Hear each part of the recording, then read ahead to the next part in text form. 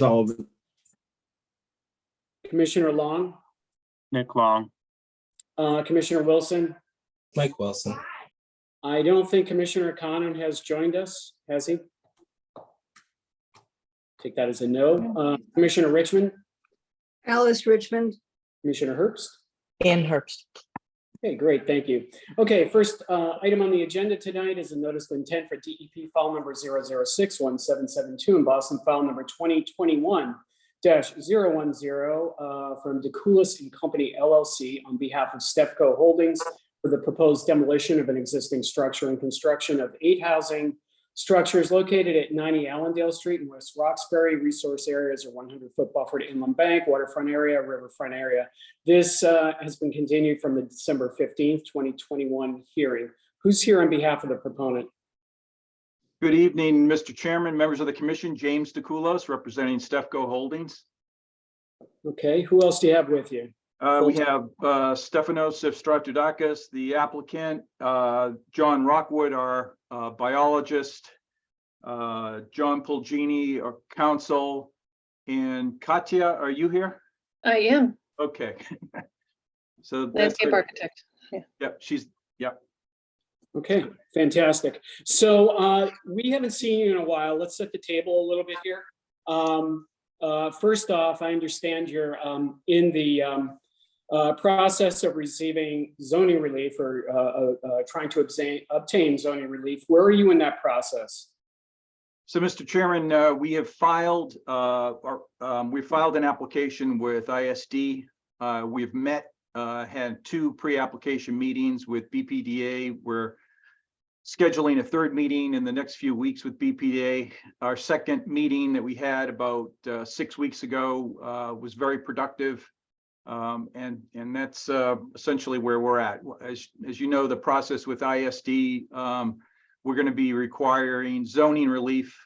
So they will refer this to the ZBA for a variance application, but we're waiting for ISD to make that referral. And there's been a little bit of a mix up with the abutting project. They were a little confused about the address. So they got bogged down with that a little bit. The other problem, of course, is BPDA is in flux. So we're doing the best we can, but we had, like I said, we had a very positive meeting a few weeks ago. Okay, so the reason I asked that question is, if you remember when you first came in, we were sort of giving you advice on what we'd like to see. You've altered your plans, but we didn't want to get into any concrete discussions with you until we knew that this project was fully baked. We didn't want you to go through have multiple hearings, get through this process, and then have you go through zoning, and then have to come back with a whole new project. So with that, I can see that you're in the queue anyway. And for this presentation tonight, I see you've moved buildings out of the riverfront and waterfront area. There's still structures within I think both riverfront and waterfront. So definitely want to focus on that. Want to focus on the grading in the waterfront and riverfront area, stormwater, and we do need to talk about the conservation restrictions / deed restriction. And with that, I assume that my fellow commissioners, especially Commissioner Long, will have a lot of questions generated by the urban wild manager that I know that you've had for a while. So let's focus on those items, and it's all yours. Great. Thank you very, very much, Mr. Chairman. I just want to make one quick correction before I get into the project. We are not proposing any structures in either the riverfront or the waterfront area, as they're protected under the local Boston ordinance. So, we'll talk a little bit about that, but there are no structures in those resource areas. Okay, I may have misspoken. I saw that there was, I think I saw paving, some pavers, but that's what I was referring to. I probably shouldn't have called them structures. So, Alana, I take it you're in charge of the PowerPoint? That'll be Chris. Oh, Chris, okay. Christopher Edwards, yeah. So if we could go to the locus, just to give everyone a sense of where the project is. As you can see, we're in close proximity to some significant conservation lands. The Brigham and Women's Faulkner Hospital is at the intersection of Allendale and Center Street. And we've got the Arnold Arboretum off to the east at Bussey Hill. So we're in a very sensitive and one of the few restricted and protected areas in the city, close to the town of Brookline and Norfolk County, which you can see there to the west. Next slide, please. So this property was part of an old estate by Captain Joseph Weld and Maria Souther. The only reason why we're bringing this up is because there's a spring house that's down gradient southeast of the site, and that spring house was the well for the Weld and Souther estate. Next slide, please. You can see right in the middle here, the orientation's a little skewed there. The north arrow is pointed a little bit to the right, but you can see Maria Souther's estate as it existed, and the spring house that exists today serviced that estate long before Boston Water and Sewer and the Boston Public Works Department started providing water infrastructure for the city. Next slide. So we submitted an ANRAD to the commission about 3 years ago, and the commission affirmed the resource areas. In this slide here, you can see that the buffer zone is highlighted in cyan, the 100-foot buffer zone, which is regulated under both the Boston Wetland Ordinance as well as Wetlands Protection Act. The orange highlighted line represents Boston's waterfront area, and the green line represents Boston's riverfront area. We have an intermittent stream that is not considered a perennial, is not a perennial river, and is not considered a river under the Wetlands Protection Act. But because the Boston Wetland Ordinance considers both intermittent and perennial streams as rivers, we have a river and subsequently a waterfront that abuts that riverfront. And again, the waterfront is in orange. Next slide, please.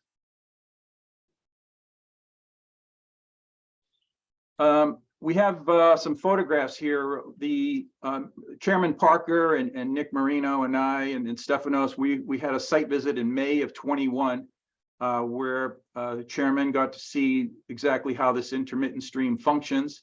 And it was similar to what you see here in these photographs.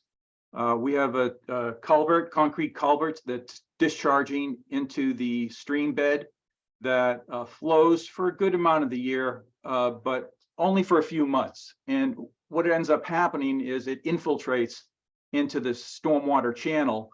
And these photos here, you can see that the channel is dry, and this is its condition most of the year. Next slide. So what we've done here is we've set aside a 40,000 square foot deed restricted area, which we prepared a draft deed restriction that accompanied our most recent cover letter and submittal, and that's identified here in green. And this 40,000 square feet abuts Allendale Woods, and the spring house that I referred to is off to the lower right to the southeast. So what we've done here is we have completely pulled the buildings back out of the city's local resource areas, so that buildings 5, 6, 7, units 5, 6, 7, and 8 are now completely out. So there are no structures at all within the resource areas. So we have a drive coming down from Allendale Street highlighted in blue, and you can see the 8 units. You also see to the bottom to the south of Unit 8, the underground stormwater infiltration chamber system. Next slide. This is just a little bit of a zoom of the area again. The areas that we're proposing to develop. It's these 8 units, all outside again the resource areas. Next slide. So as you started the discussion, Mr. Chairman, I just wanted to give you a brief overview. It was our original notice of intent was filed in January of 21. We had several meetings with the commission, and this revised notice of intent now pulls all structures out of your resource areas. Urban wild, if you could go back a little, Chris. Yes, so as you can see, what I also mentioned was that we filed with ISD. We are going to need zoning relief, and we have begun the process for small project review under Article 80. Next. So we've got John Rockwood, our wetland biologist, with us. John, do you want to talk a little bit about the existing resource areas and how they function right now?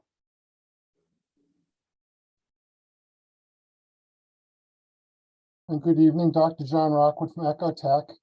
What we have on the site is an intermittent stream which is regulated as bank and land underwater under the Act and under the ordinance. The intermittent stream originates off-site but enters the site via a culvert through a essentially 14-foot high retaining wall at the edge of the property. It flows across the site through a couple of 3 culverted areas and flows off-site through an open channel and continues off-site through the open channel. On the site, the vegetation within the channel is varied, but it generally consists of grasses and various forbs throughout much of its length. There's the 100-foot buffer zone that's associated with that. A lot of that area has been landscaped in the past and is maintained as lawn and landscaping. There are trees and lawn throughout the buffer zone. And the riverfront and waterfront area, which are more close to the stream channel, are essentially lawn and forbs that are growing when the lawn isn't maintained. So it's a pretty controlled environment or controlled resource area with regard to its vegetative state at this point. And that pretty much sums up what's there. Yeah, next slide, Chris. And Katya, our landscape architect, can talk about the plan that she's prepared here. Thank you, Jim. Katya Posadlo, principal at Verdant Landscape Architecture. So this is our landscape plan. We had 2 main goals: to support the residential living for the 8 units on site, and then secondly, to improve the ecological functioning of the intermittent stream, using John Rockwood's help quite a bit. So how do we support the residential living? Well, the unit placement is very carefully planned so that they're going to feel part of the slope down into the site, sort of tucked into the slopes, and making them feel part of an established woodland and meadow area. We've developed the driveway access and the unit placement outside of the 50-foot resource area of the intermittent stream, and largely within the existing footprints of the existing house and driveway that are there now. And by doing so, we're able to save most of the trees on the site. You can see them there in the light green color.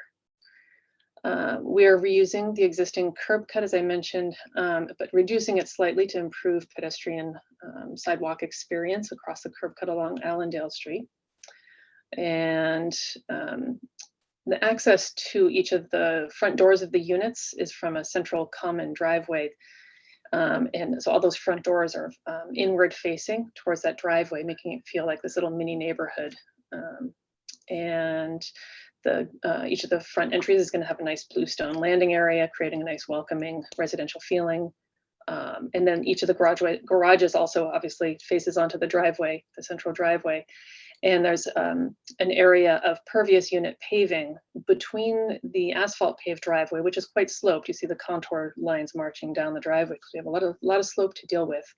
In order to mitigate between that slope into the flat level garages, we have.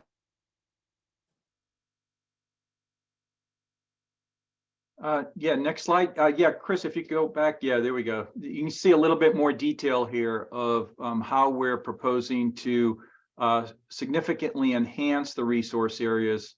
Katya and John have put together a comprehensive plan here to replace this existing manicured habitat with a native habitat that is respectful of the local species and provides some significant additional habitat for wildlife and also additional stormwater quality protection. Katya, is there Did I anything? get cut off? I'm back. Did I get Yeah. cut off somewhere in there? Yeah, a little bit.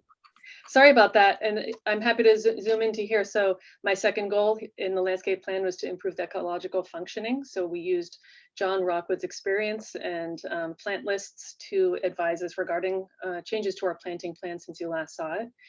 And what we've adjusted is 100% native plant list. If you were to examine our plant list, now it's 100% native. We tweaked the seed mixes throughout these buffer areas and resource areas. And we added a lot more shrub groupings throughout these resource areas as well. I think you may have been previously alluding to the fact that there's an existing flagged stepping stone path through the slope down to an existing flagged patio that's in gray on this plan, very close to the intermittent stream.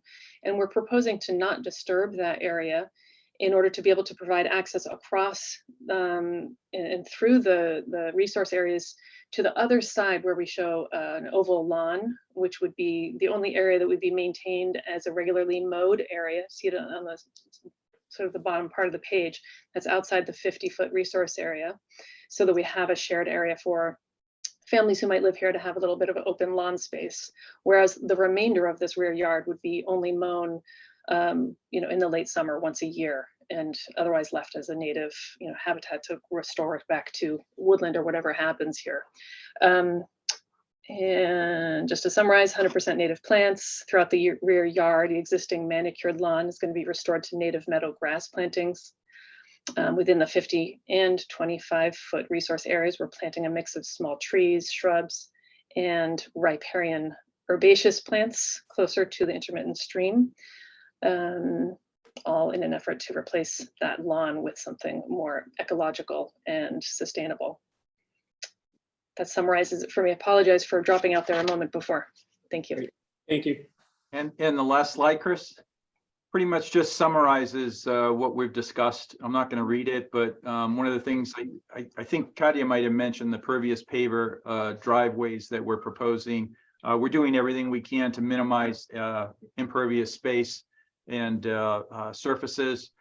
The other nice feature about this particular project is between units 6 and 7, we have a beautiful vista view from the road where you can see out across this stream and into Allendale Woods from the roadway.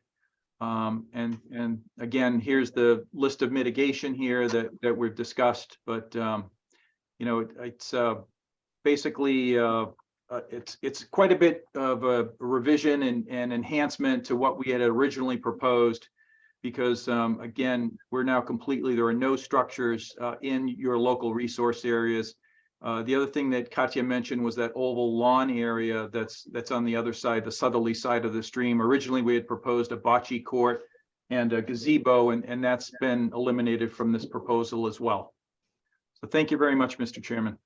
Okay, great. Thank you. Yeah, you've come a long way for sure. We appreciate it. First, I'll go to Elena. Do you have anything on this, or will I go directly to commissioners? You can go ahead and go directly to commissioners. Thanks. Okay. Commissioner Sullivan? Yeah, I assume the overflow after the 1-inch infiltration system is there. Is it directly going to the stream, or does it have a dispersion unit? So if it's raining 2 inches of rain, the infiltration's full, water's coming down the pipe. How is that dealt with?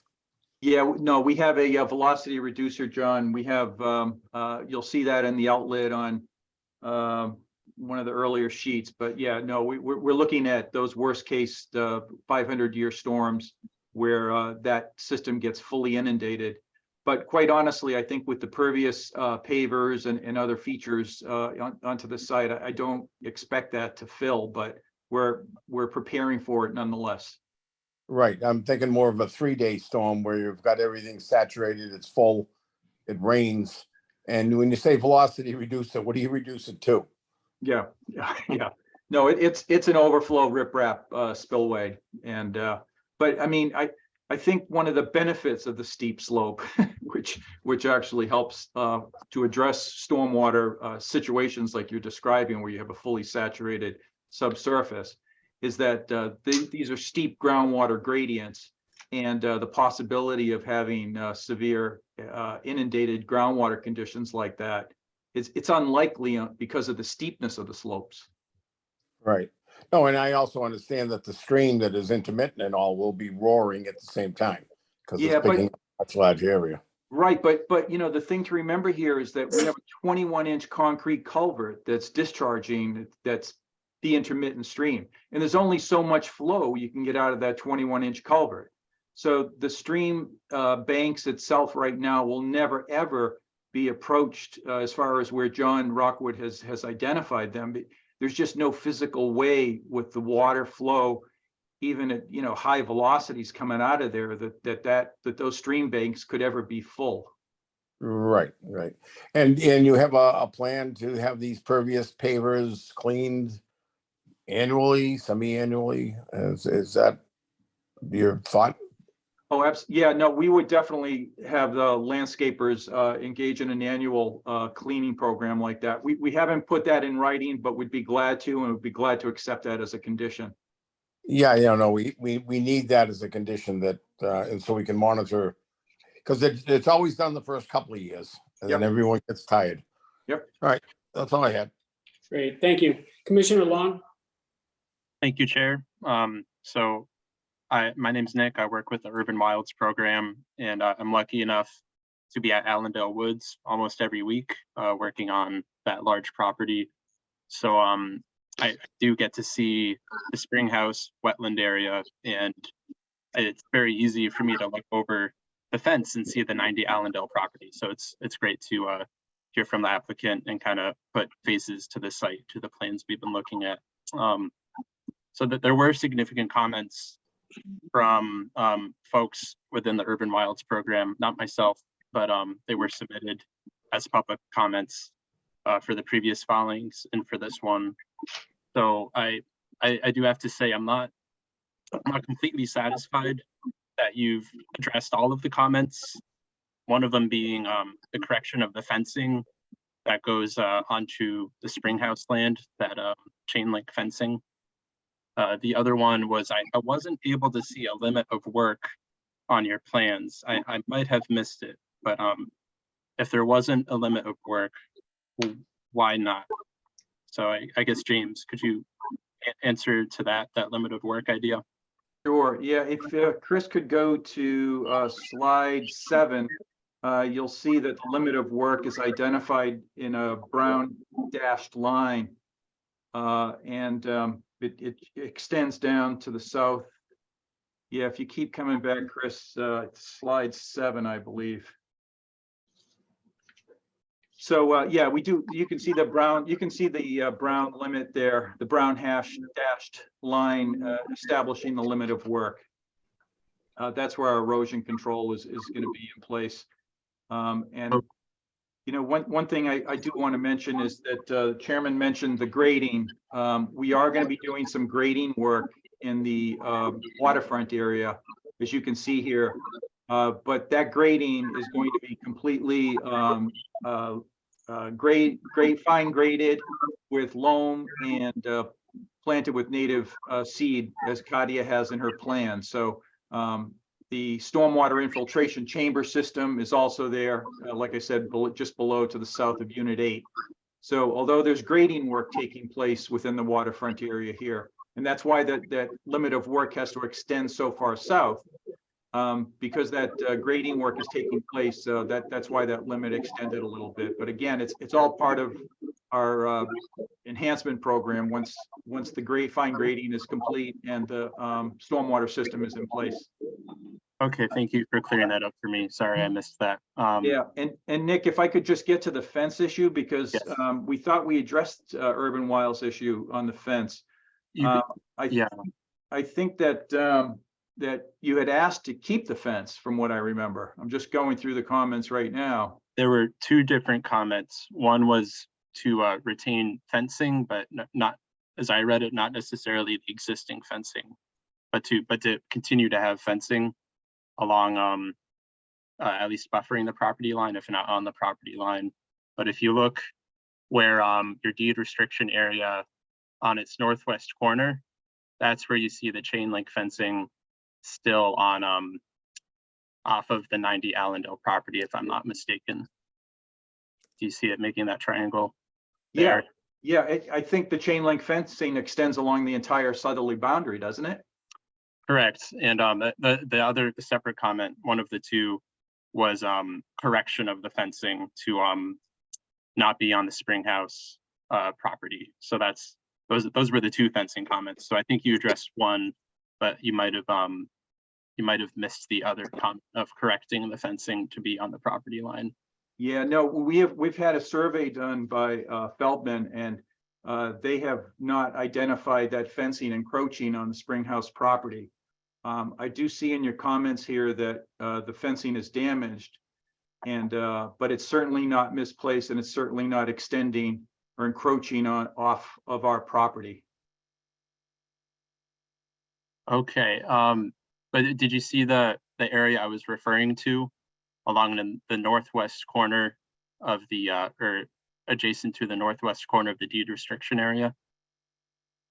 I think you mean northeast, Nick, if I'm not mistaken. I'm sorry, northeast. I'm so sorry. Just to help clarify. Yeah. I see what you're talking about on the survey in this plan as well. We can verify that, and I'm sure our team would be happy to relocate the fence to the actual property line if there is an encroachment. Absolutely. Okay, and thank you, Katya. I'm completely flubbed on the northwest east. I'll be sure to study my cardinal directions after this. No worries.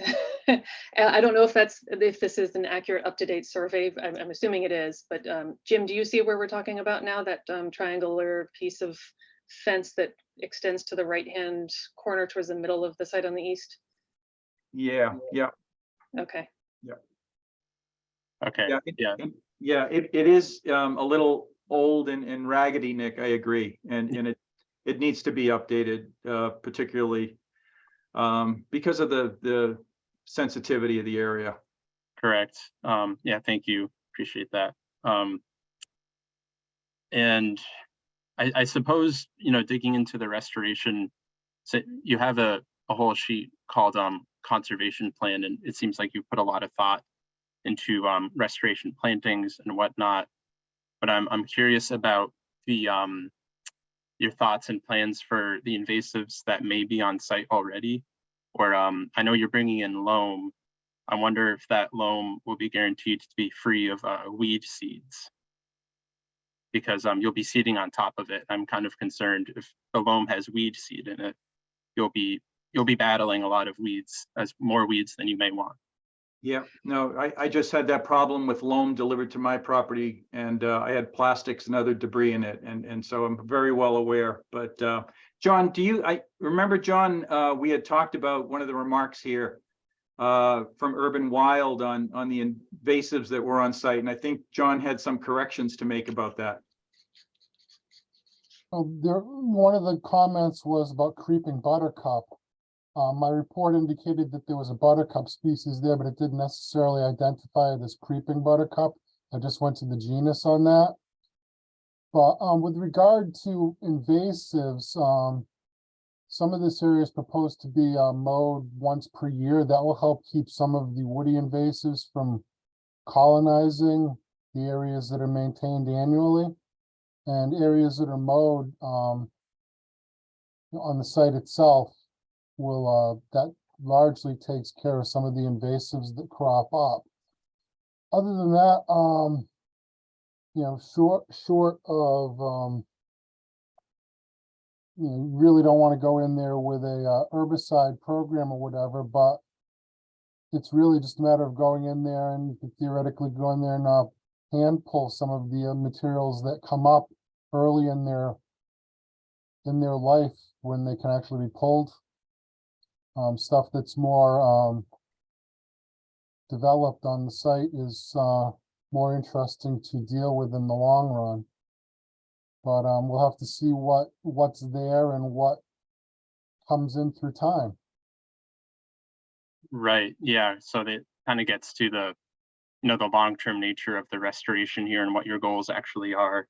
But it sounds like your goals are establishment of a native vegetation and ground cover. So that seems to me that you want very minimal invasives as well. So I would like to see some more thought to invasive control before planting as well, and because that'll only help you as well.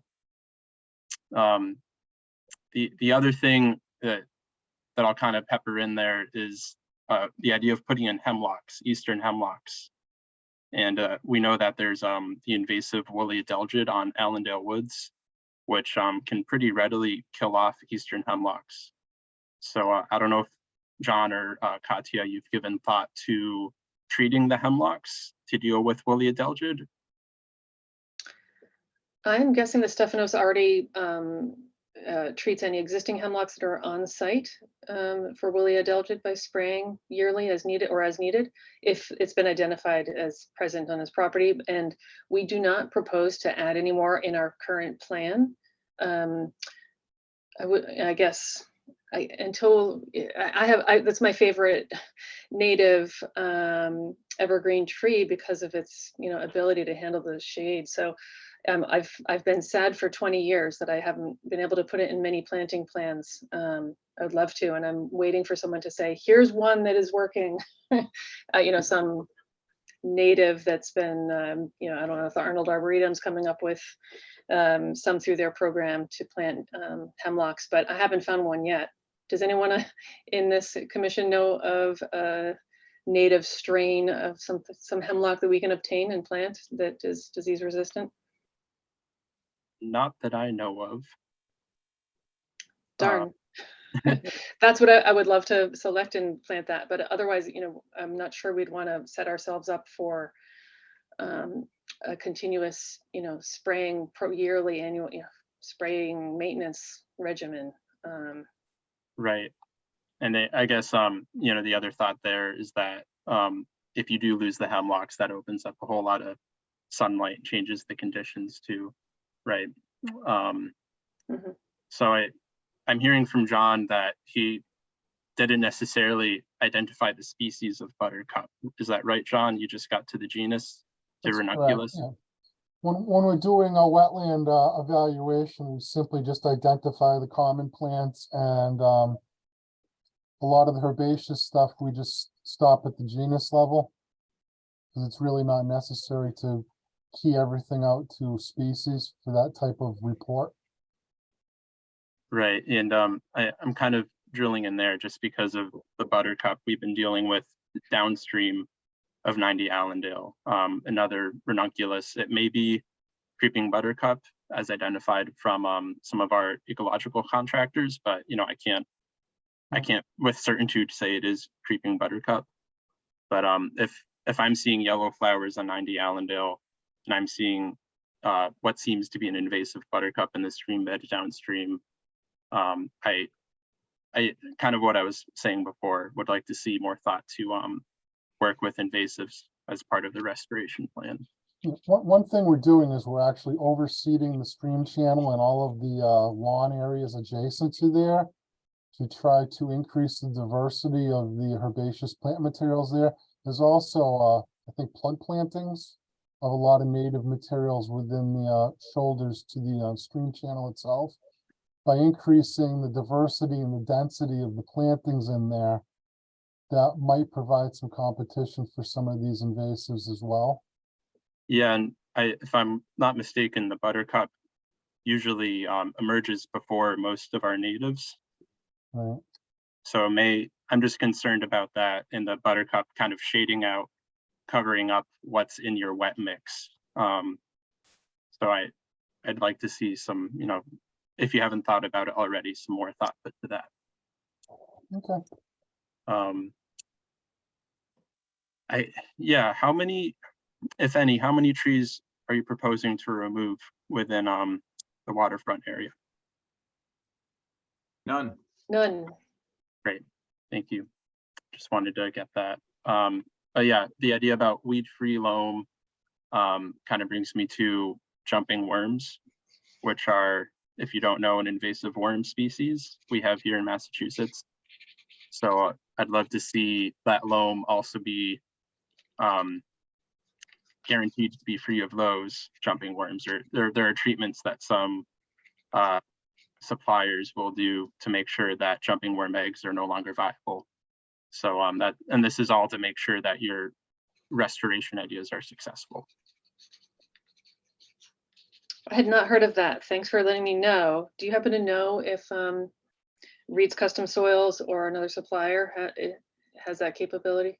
I don't off the top of my head, but if you reach out to places like the Native Plant Trust, they may be able to help you there. Okay, we'd be limited by what's actually available, obviously. So Right. hopefully it is. If it's not, I'm not sure what we'll do. It's a large volume, isn't it?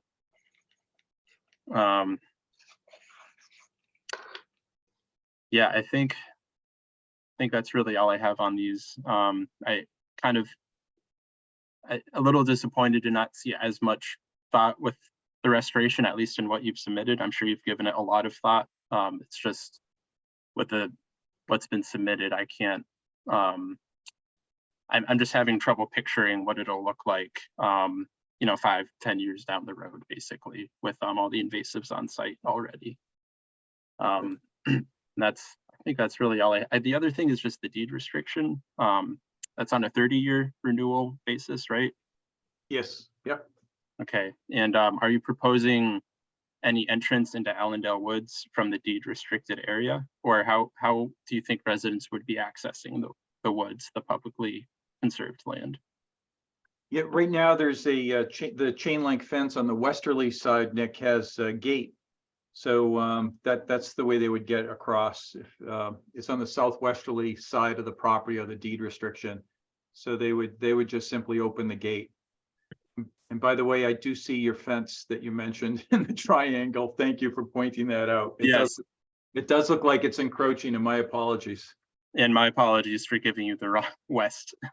Well, yeah, and I think, I'm not sure if residents are currently accessing the woods from that gate, but I would like for there to be a conversation with Springhouse Senior Living and the Urban Wilds program to talk about that access with more people potentially living on this parcel, dogs, cats, pets who may inhibit the wildlife habitat and benefits of the woods already. So I know that there are some current concerns already from some of the parties with public access, especially through Springhouse. We're sharing these woods with a lot of seniors and the public and lots of other people, lots of neighbors. So we want to make sure, we play nice and communicate with all of our neighbors. But that's really all I have. I'll go to the next one. Great. So Commissioner Long, it sounds like you're looking for a more robust or more detailed restoration plan. Also, long-term maintenance plan. Do we have that in the file? I didn't see one. Yeah, so that feels like something we're going to want as well, if I summarized your comments correctly. Before we go to Commissioner Wilson, who might have the answer to the hemlock issue, just want to remind members of the public to provide public comment. Please raise your hand or type in the chat in the application via the Zoom meeting platform. If you're calling in and cannot use the platform, you can raise your hand by pressing *9 and *6 to unmute yourself. Send your questions to staff via email at cc@boston.gov or via Twitter by tagging the Twitter handle @BostonEnviro and using the hashtag #ConcomHearing. Commissioner Wilson? Yeah, no, thanks, Commissioner Long. You between the woolly adelgid and cats, there was a couple good things I thought that I could bring up, but you covered them. Appreciate that. So yeah, in terms of the woolly adelgid, it does look like there's might be a couple hybrids that are floating around out there from like the National Arboretum, but I don't know whether that makes sense given the conditions on site. I guess I would sort of emphasize everything that Commissioner Long had said in terms of the restoration plan and sort of like anticipating some of the maintenance challenges that may be associated with probable futures of the site, I would say. And, to your point that like it may be a sunnier and less shaded site in the future with the loss of canopy. There's some big trees there that with the amount of soil moving around and hydrology changes may not tolerate particularly well. I guess just sort of in terms of along the lines of the deed restriction, we've had some issues with, say, like HOAs or similar sort of collective maintenance agreements going a little bit sideways. How do you envision a plan that you are putting together for this proposed development working in the long run, and not that owners would necessarily defy that plan, but might take generous interpretations or not understand the point of that, the stipulations you're putting forward. Yeah, Commissioner Wilson, if I can pop in here. Yeah. You've basically raised the issue I'm going to raise. Yeah. When we come All right, back to. go for it. Well, You're the lawyer, so. So yeah, you're proposing a deed restriction, and there's two issues there. One is they expire after 30 years, and as Commissioner Wilt, so compared to a conservation restriction, it's not as ironclad. And that, from that perspective, also from an enforceability perspective, there's been case law regarding who can enforce a deed restriction in a condominium situation. We had one of those here in the Navy Yard where I lived, where it was a restriction not incredibly similar to this, but same theme. And court came out and said the only parties that had standing to enforce the restriction were condominium members, so unit owners, and they certainly didn't want to enforce deed restrictions against themselves. A third party was trying to enforce the deed restrictions. So that being said, would love to hear from, I think you have counsel here, Attorney Pulgini, or maybe it's Attorney Nyland, regarding why you're choosing a deed restriction.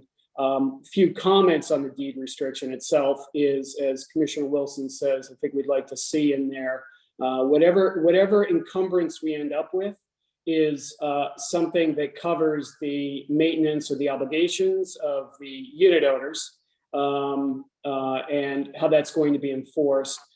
Two, I think we need to work on some of the definitions, especially regarding passive recreation, and to limit activities so that that restricted area does not become, let's say, fire pits, or something that looks privatized, used only by unit owners, as sort of defeats the purpose of why we're doing the conservation restriction.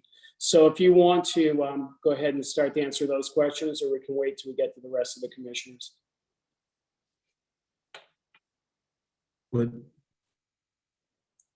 Yeah, I'm sorry, John, are you available to answer some of? I am.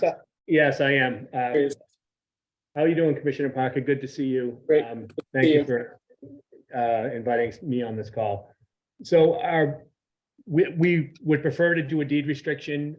We could work with the board to structure that in such a way that you wouldn't run into a situation that you had in the Navy Yard. So at this point, it was very early in the process, and I know the issue of the conservation restriction had come up previously. I think this is something we would take a look at, and we could circle back with you guys on that. Okay, yeah, it makes sense, because there's a little bit of work. You know what I'm saying here. It's pretty tricky. So, okay, sounds good. Commissioner Wilson, I'll go back to you if you have anything else.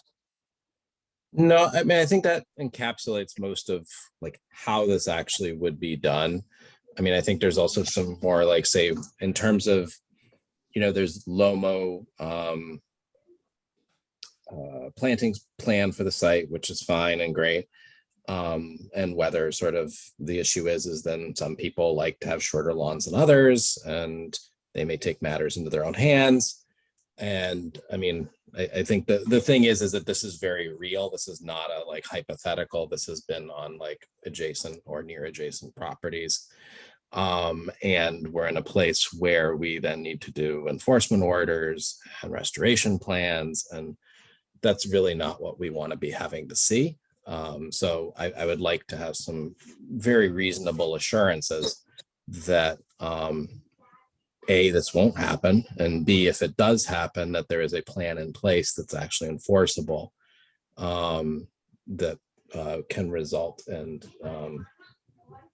sort of be sorted out amongst the HOA and the owners themselves, so that they understand that they are stewards of this property, and not that this is necessarily sort of opportunity for their own sort of understanding of how they would like to experience that space. Because this is a significant city and community resource. Okay, that's it.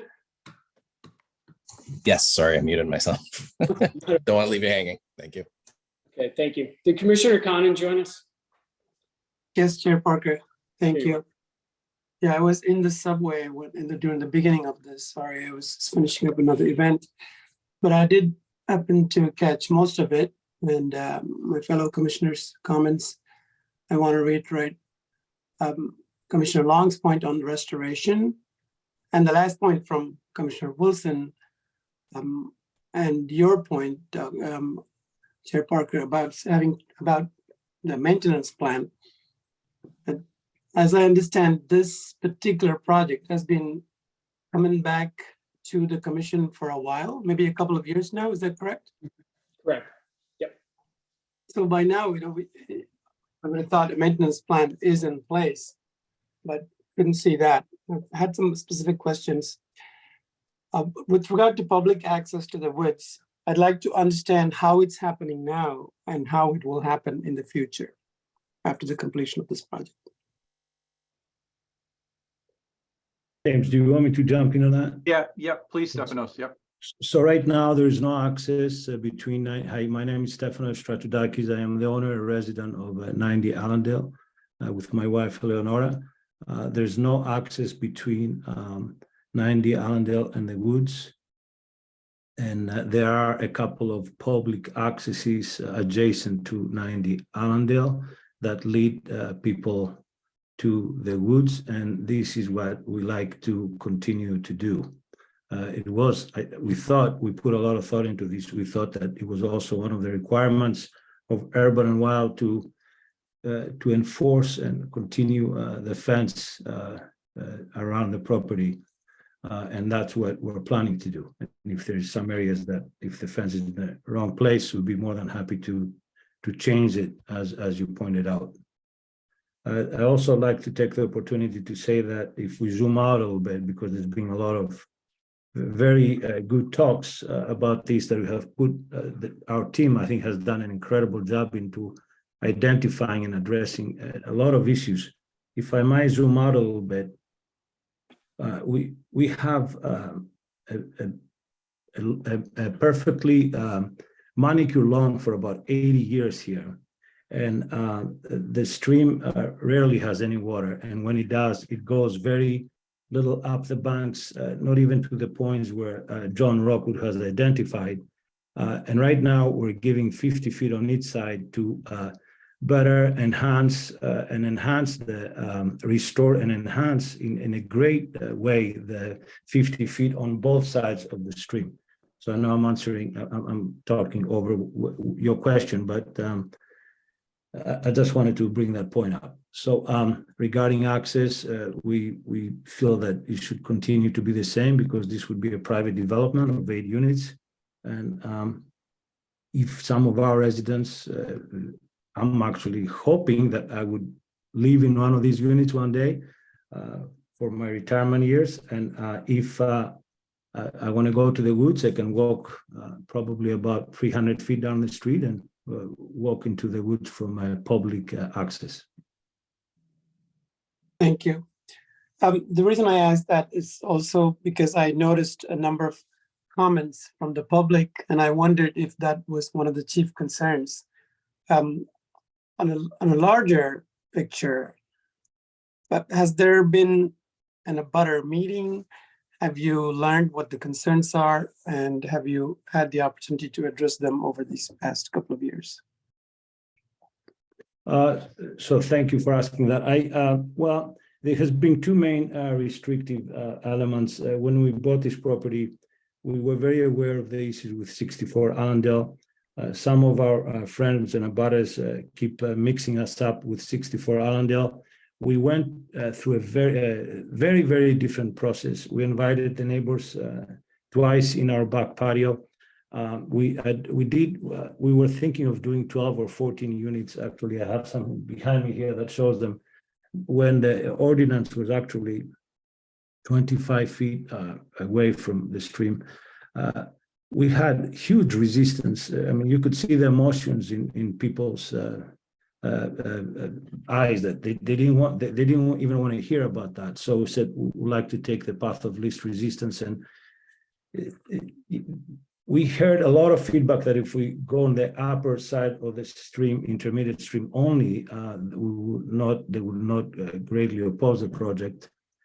So this is the two meetings, the sort of informal meetings that we had with the abutters.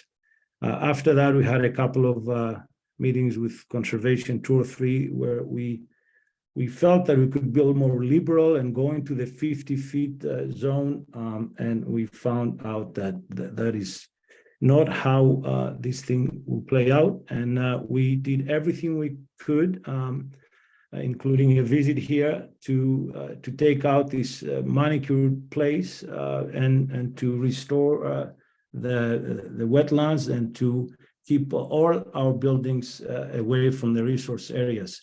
So I'm assuming a lot of the concerns from the people concerned and the abutters have a lot to do with that. And I think we have addressed that in ways that I don't even understand. We have John Rockwood and Katia and James DeCoulos and Chip Nyland that are advising us on all that.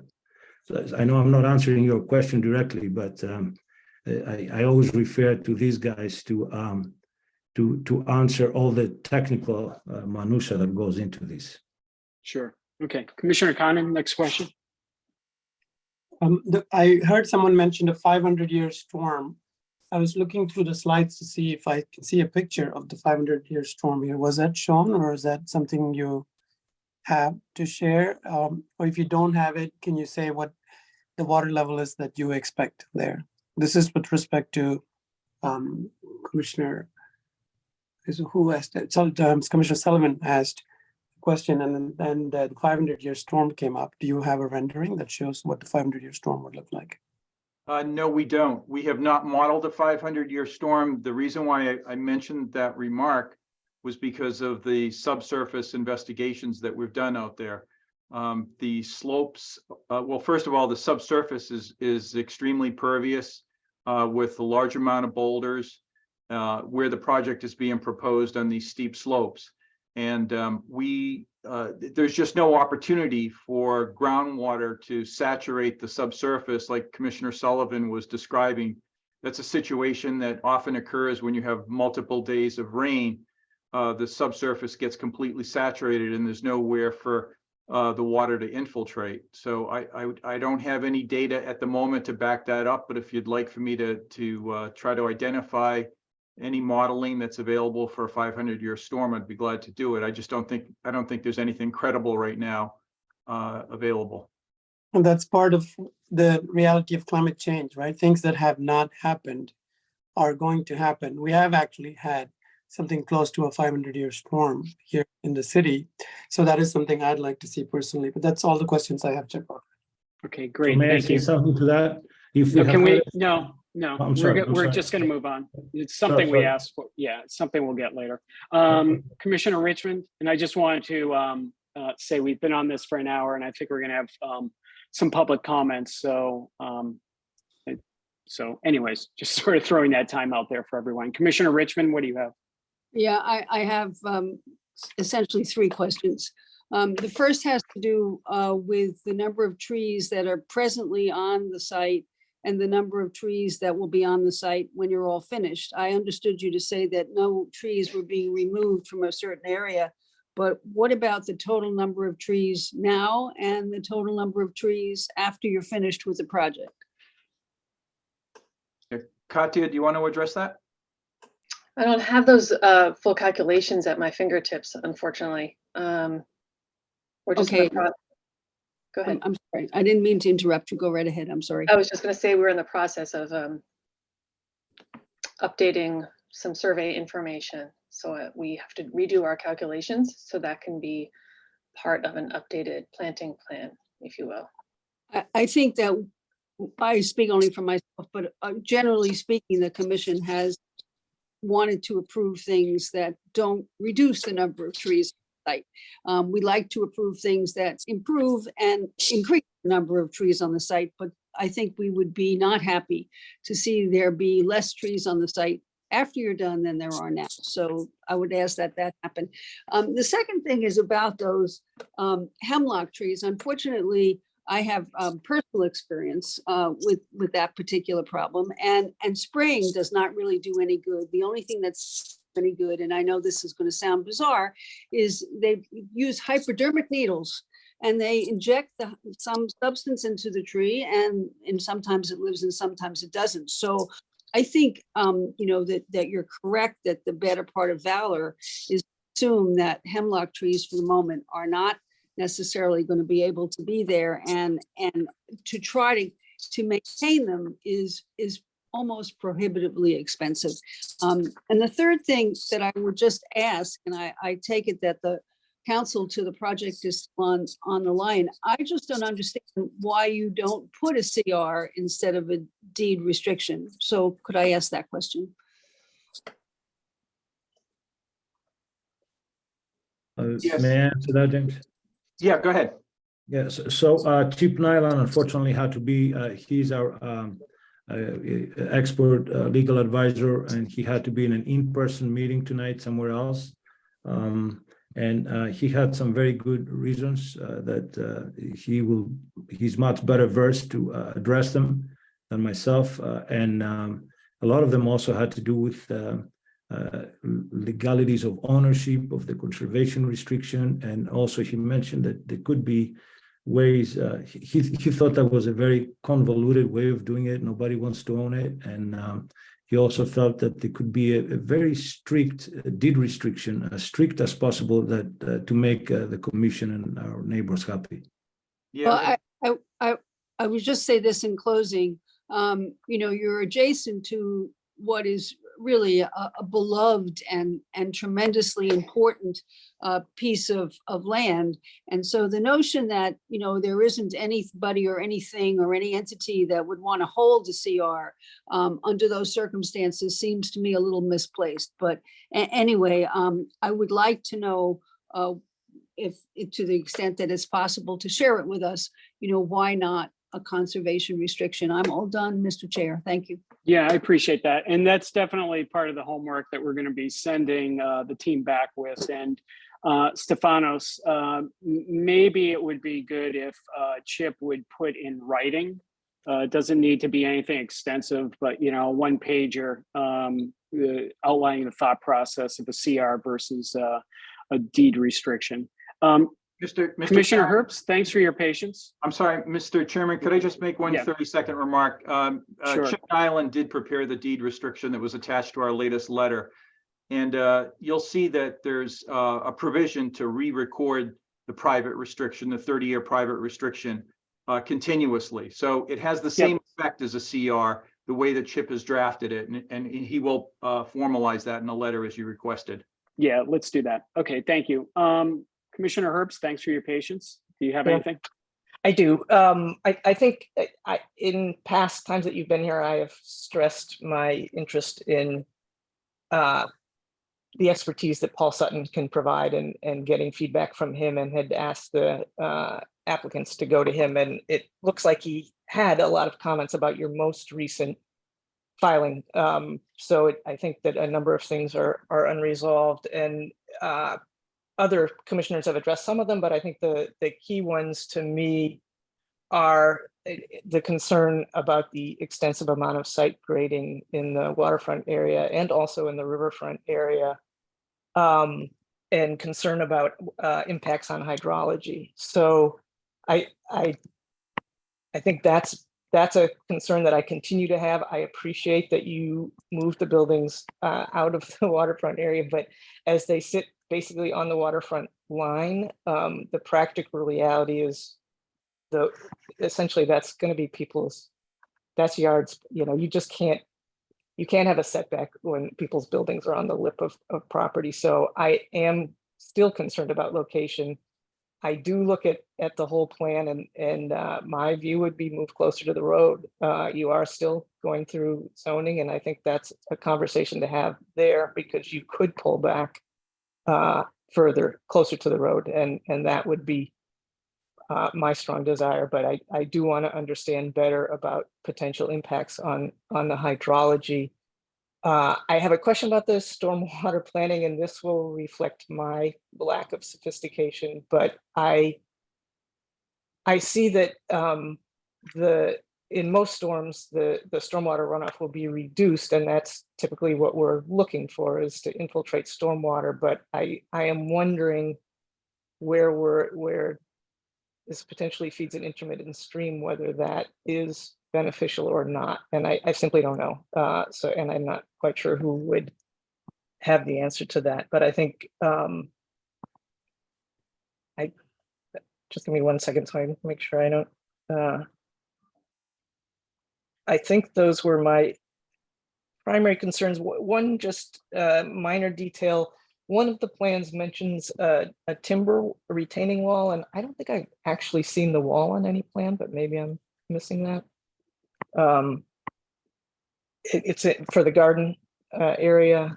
And again, this may, I'm not a design person, but I look at, particularly behind units 5 and 6, where you have steepened the grade, and I guess I don't quite understand that, or why that's necessary, whether you really do need to bring fill in there. So I think that covers my questions and concerns. Thanks.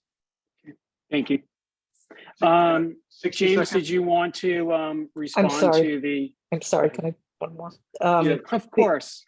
The other thing I wanted to point out that has not come up, but that was in Paul Sutton's, all of his letters for as long as this has been before us, is the concept of daylighting some of the stream. And I think to the extent you're going to have any remaining activity in any resource area, that's a reasonable thing to be talking about in terms of restoration. And now I really will stop. Okay, great. And James, I'm thinking as far as what Commissioner Herbst brought up about the feeding the stream or in stormwater management, maybe that's something we can talk about next time. Give you a chance to think about that. Yeah, just one quick point, Mr. Chairman. I mentioned the steepness of the slopes, and the reason why the hydrology, the impacts on hydrology are not as severe as Commissioner Herbst may suspect is that the pervious nature of the underlying subsurface, as you saw when you were out there, flow comes out of that culvert and then quickly infiltrates into the subsurface. By the time you get another 50 or 75 feet away from that concrete outlet, the water's dissipated. So it's the severity of those slopes that handles those severe impacts on hydrology that's been expressed here. I hear that. I just looking at that, it actually looks to me like you have a nice soft slope. I don't really understand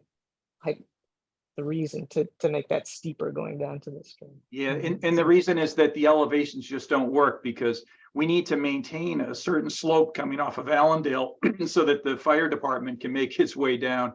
And then by the time you get to the first floor elevations of units 5 and 6, you're at street level, but then that lower basement level would end up having to be 15 or 20 feet. You'd have a 20-foot ceiling in the basement, which is just impractical.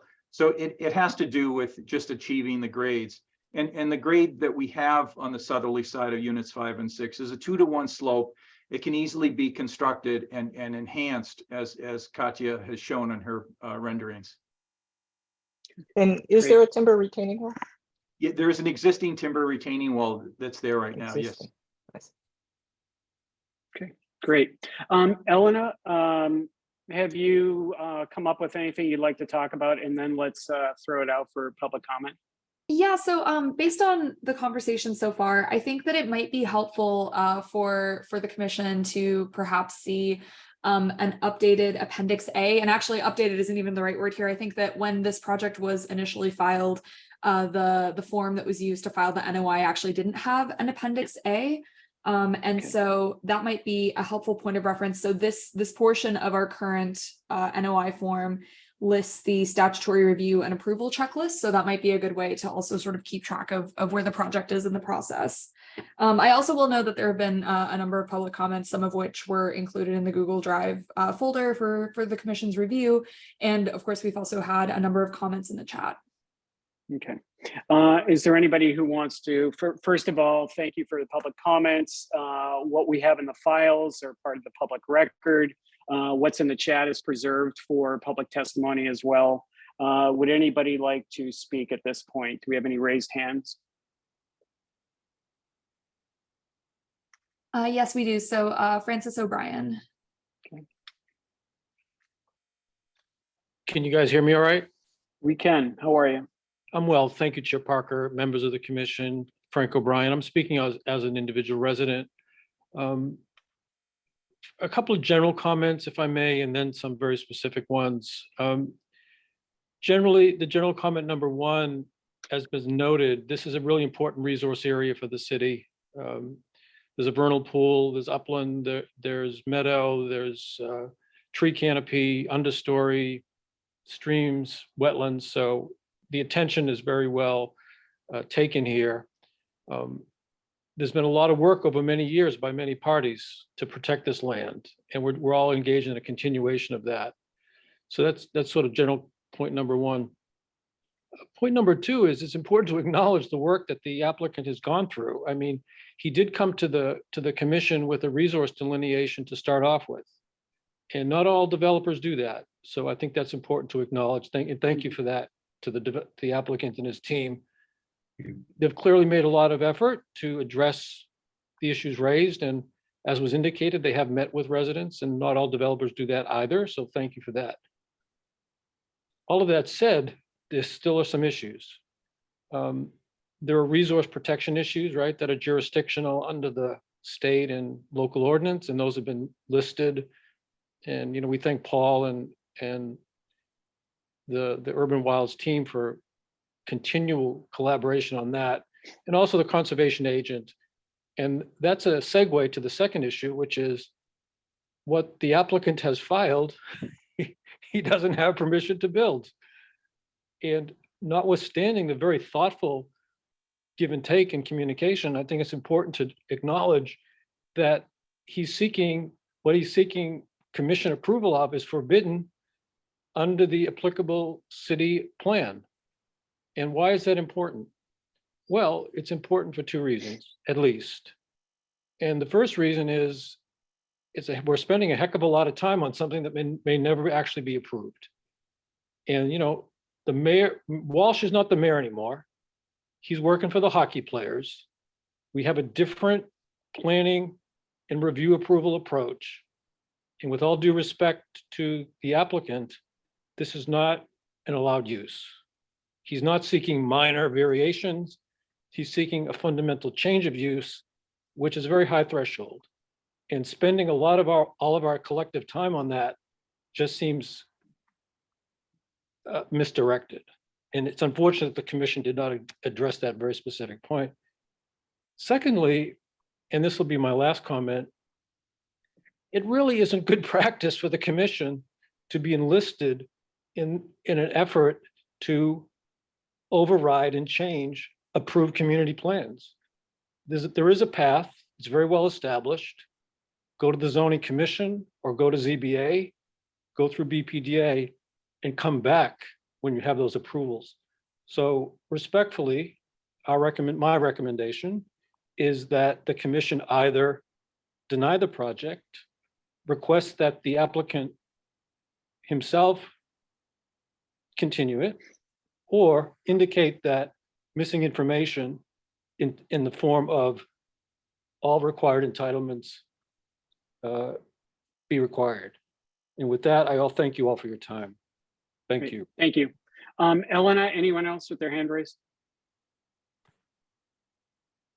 See, yes, Paul Paul Sutton. Sutton.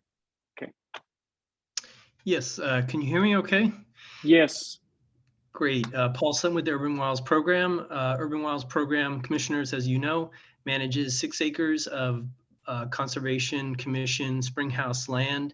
And we've been involved in a multi-year effort to restore the stream, both the intermittent and the perennial stream. We've submitted multiple sets of comments.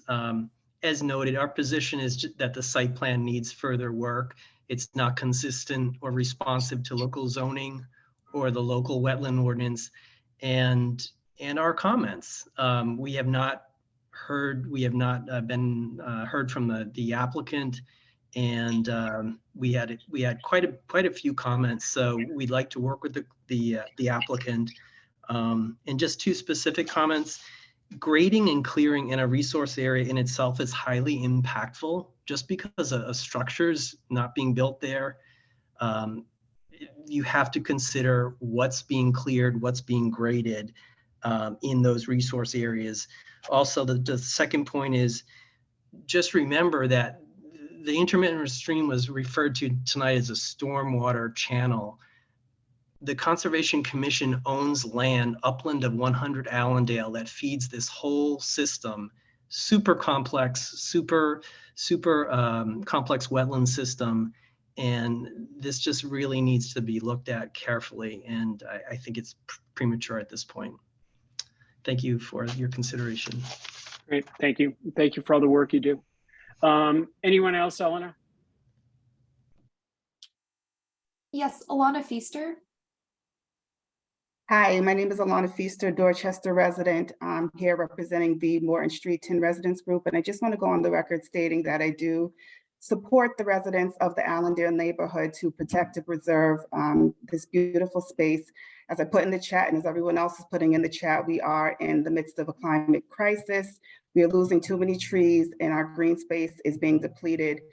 So if the Conservation Commission will hopefully support the residents, ensure that if this project was to be reviewed, that it goes through the proper channels, meaning the zoning and all of that, and that it's really a thoughtful analysis being done before any considerations are made. Thank you. Okay, thank you. Okay, anyone else, Eleanor? I'm not seeing any other. I don't either. Okay, so with that, I think, James, we gave you a lot of homework. Excuse me, I had my hand raised. Oh, I'm so sorry. I'm so sorry. We meant through the Zoom function. I didn't see your hand. Yes, Elizabeth Donovan. It was raised. Okay, my name is Elizabeth Donovan, and I live on Allendale Street, and I'll be very brief. First of all, I think what we have here is the developer putting the cart before the horse. The zoning on this property is single family, and the zoning he's intending to implement is townhouses, which are prohibited, and that is prohibited under the zoning bylaws for the city of Boston. He's also, I think he's looking at number 64 to say, well, they got it, so we should be able to get it. Well, that case is still in court. And in Massachusetts, the Supreme Judicial Court looks with disfavor on the granting of variances. So if we're looking at 20 or 30 or 40 variances, that's tantamount to rezoning the parcel without going through the appropriate procedure. So it seems to me that this commission, with all due respect, should should ask the developer to go to the Zoning Board of Appeals first, see what happens there, and then come back to them if they're successful. Thank you. Great. Thank you, Ms. Donovan. Okay. With that, James, I think you heard all the homework we gave you. It's an extensive list. I don't know if you want me to recap it, but I have 500-year stormwater storm modeling, more details on the trees, long-term maintenance plan. We need to talk about that restriction, more information on the grading impacts, hydrology, stormwater planning, timber retaining wall. I don't know if that's shown on the plans. If it's not, it needs to be updated Appendix A. And that's what I have. There may be more, but certainly work with Elena if you have any questions. So with that, I'd entertain a motion to continue this hearing. So moved. Do you have a second? Second. Great, thank you. Commissioner Sullivan? Aye. Commissioner Long? Aye. Commissioner Wilson? Aye. Commissioner Conan? Aye. Commissioner Richmond? Aye. Commissioner Herbst? Aye. And I vote aye. That carries 7-0. Okay, thank you. Next Thank item you. on the agenda is. Thank you very much, unassigned- everyone. We appreciate your patience. You're welcome. Thank you. Next item on the agenda is notice of intent for unassigned DEP number, file number, and unassigned Boston file number from Kyle Zick Landscape Architecture, Inc. on behalf of Boston Parks and Recreation for the proposed removal of invasive species, improvement and expansion of the vegetated buffer along a portion of the shoreline, and installation of a temporary vegetation protecting fence located at Lakeshore Road in Brighton, Mass.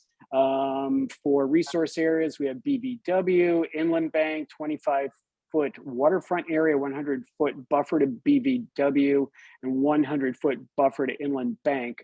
Commissioner Long, since this is parks, I assume you need to recuse yourself? Yes, Chair, thank you. I must recuse myself. Great, thank you. Okay, who's here on behalf of the applicant? Hi, I'm here from Boston Parks. To do a quick introduction, I'm Amy Linne, the project manager working on this project. Thanks for having us this evening. So we've been working with our design consultant, Kyle Zick Landscape Architecture, and partnering with the Friends of Chandler Pond on this project to develop a landscape plan and phase 1 improvements. So joining us tonight, we have Kyle Zick and Tracy Hudak from Kyle Zick Landscape Architecture, as well as board members from the Friends of Chandler Pond. So I will turn it over to Tracy to present the project. Great, thank you, Amy. Thank you, commissioners. This is Tracy Hudak with Kyle Zick Landscape Architecture. And just so everyone can be located, Chandler Pond is in the Brighton neighborhood, adjacent to the Newton line. And the red that you're seeing here is the full property line for the property. So we are doing, as Amy said, we're the consultant working on a master plan for the entire Chandler Pond and Gallagher Memorial Park, which is sort of the parkland surrounding the pond. And we are here tonight to talk about implementing sort of the first phase of work to get that master plan started. You can go to the next slide, thanks. So again, there's a master plan where we're looking at the whole pond, but for this notice of intent, while we are doing some invasive removals throughout the park to get a head start on that, most of the project activity is concentrated along sort of the eastern, southeastern shore that you see shown here in the dashed line. Primarily, it's removal of invasive species, and that is happening in a couple locations across the whole park. And then improving and expanding the existing vegetated buffer that's on that eastern shoreline, which currently is populated by a high percentage of invasive species. And so the goal is to remove those and then replant with native species, including the vegetated fencing that we'll talk about. And then also on that eastern shoreline where the existing grades are relatively steep and foot traffic is, there's a lot of pressure from foot traffic. We're going to decompact those soils and also repair a number of places that are suffering from erosion along the bank and the parkland property. There's also a path just to point out on this slide. So Kenrick Street is running across the top of the page, and there's a path that runs from that location kind of along the western edge of the pond and then comes out onto Lakeshore Road at the very bottom of the page, and then skirts the edge of the parkway. The concrete sidewalk continues then just on the very edge of the property along Lakeshore Road. And I think next slide, thank you. So here, just the jurisdictional boundaries. So the wetland is the heavy dashed line that you see along the shore. And then next set in from that, which should look blue to everyone, is the 25-foot waterfront delineated line. And then the red furthest out from that is the 100-foot buffer. And that is the further of either the top of bank or the delineated wetland, 100 foot off of that. And then we just have the property line again shown in green. So you can see that for much of the property, we are well within the waterfront area and definitely within the 100-foot buffer. Next slide. So just so you can get a sense of the existing conditions that are out there now, this is pretty typical. These are all photos from that eastern shoreline where we're going to be concentrating most of the work. And here you see a lot of sort of bare soils, areas that are maybe only sort of turf is struggling to hold on, and the slopes, as shown in sort of the center bottom, the turf does not have deep enough roots to be holding soil on slopes like this. And this is the slopes on this side of the property are up to, say, 10% or so. So it's a bit of a struggle when there isn't any extensive vegetation to hold the ground. So you can see sort of in the bottom right an example of there is some buffer that is some vegetated area that is sort of next to the pond shoreline, but then in other places, again, it's either bare earth or just turf.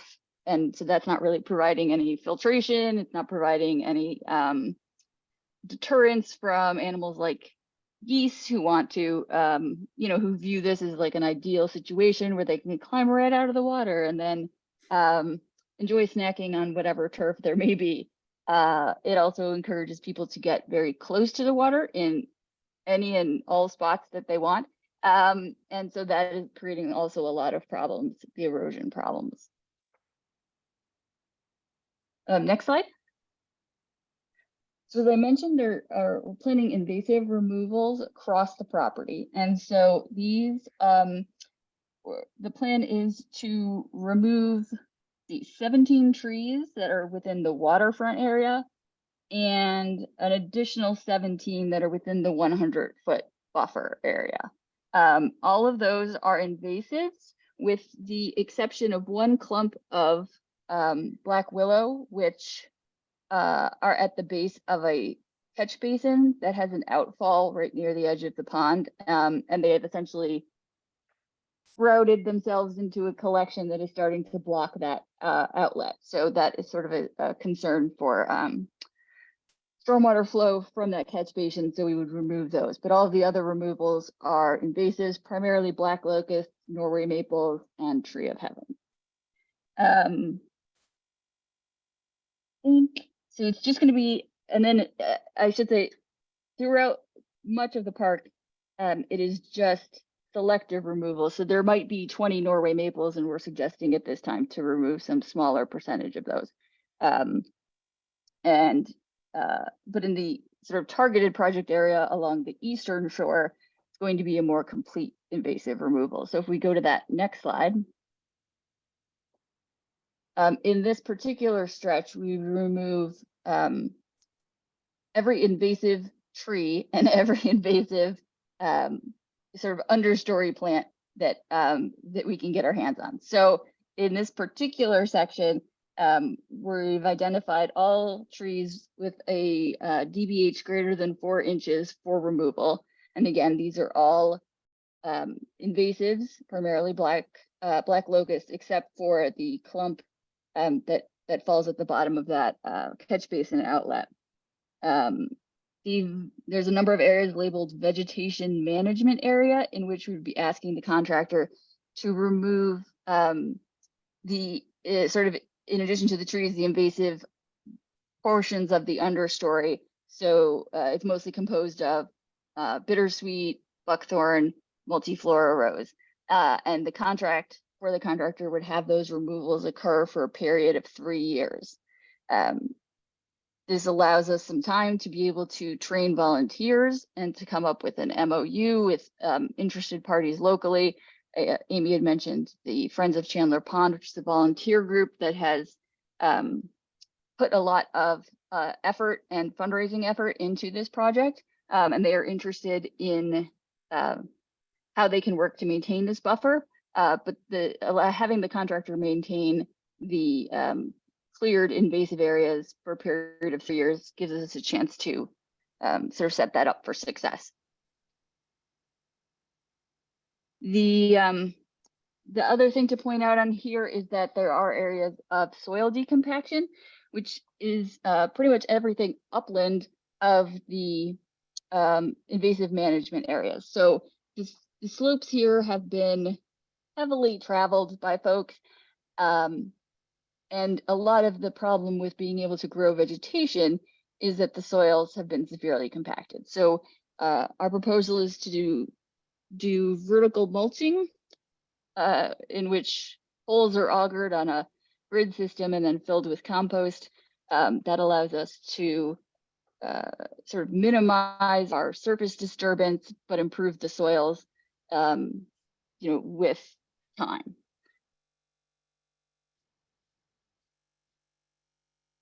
Next slide.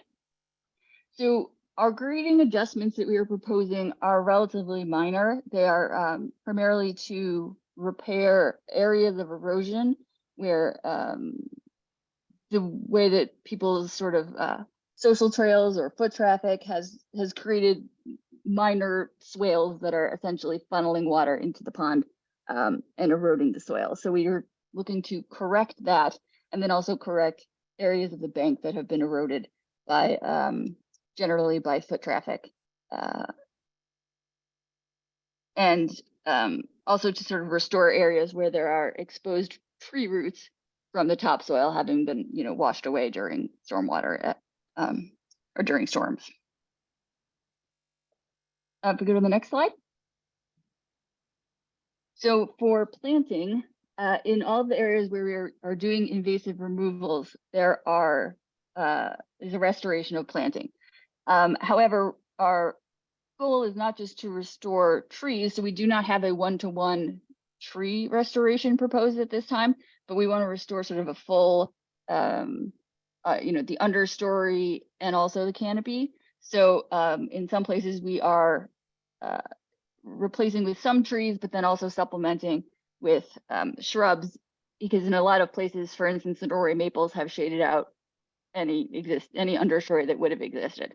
But we're going to take advantage of sort of the pockets that we can open up by selectively removing some of those species and then replant with a more diverse palette.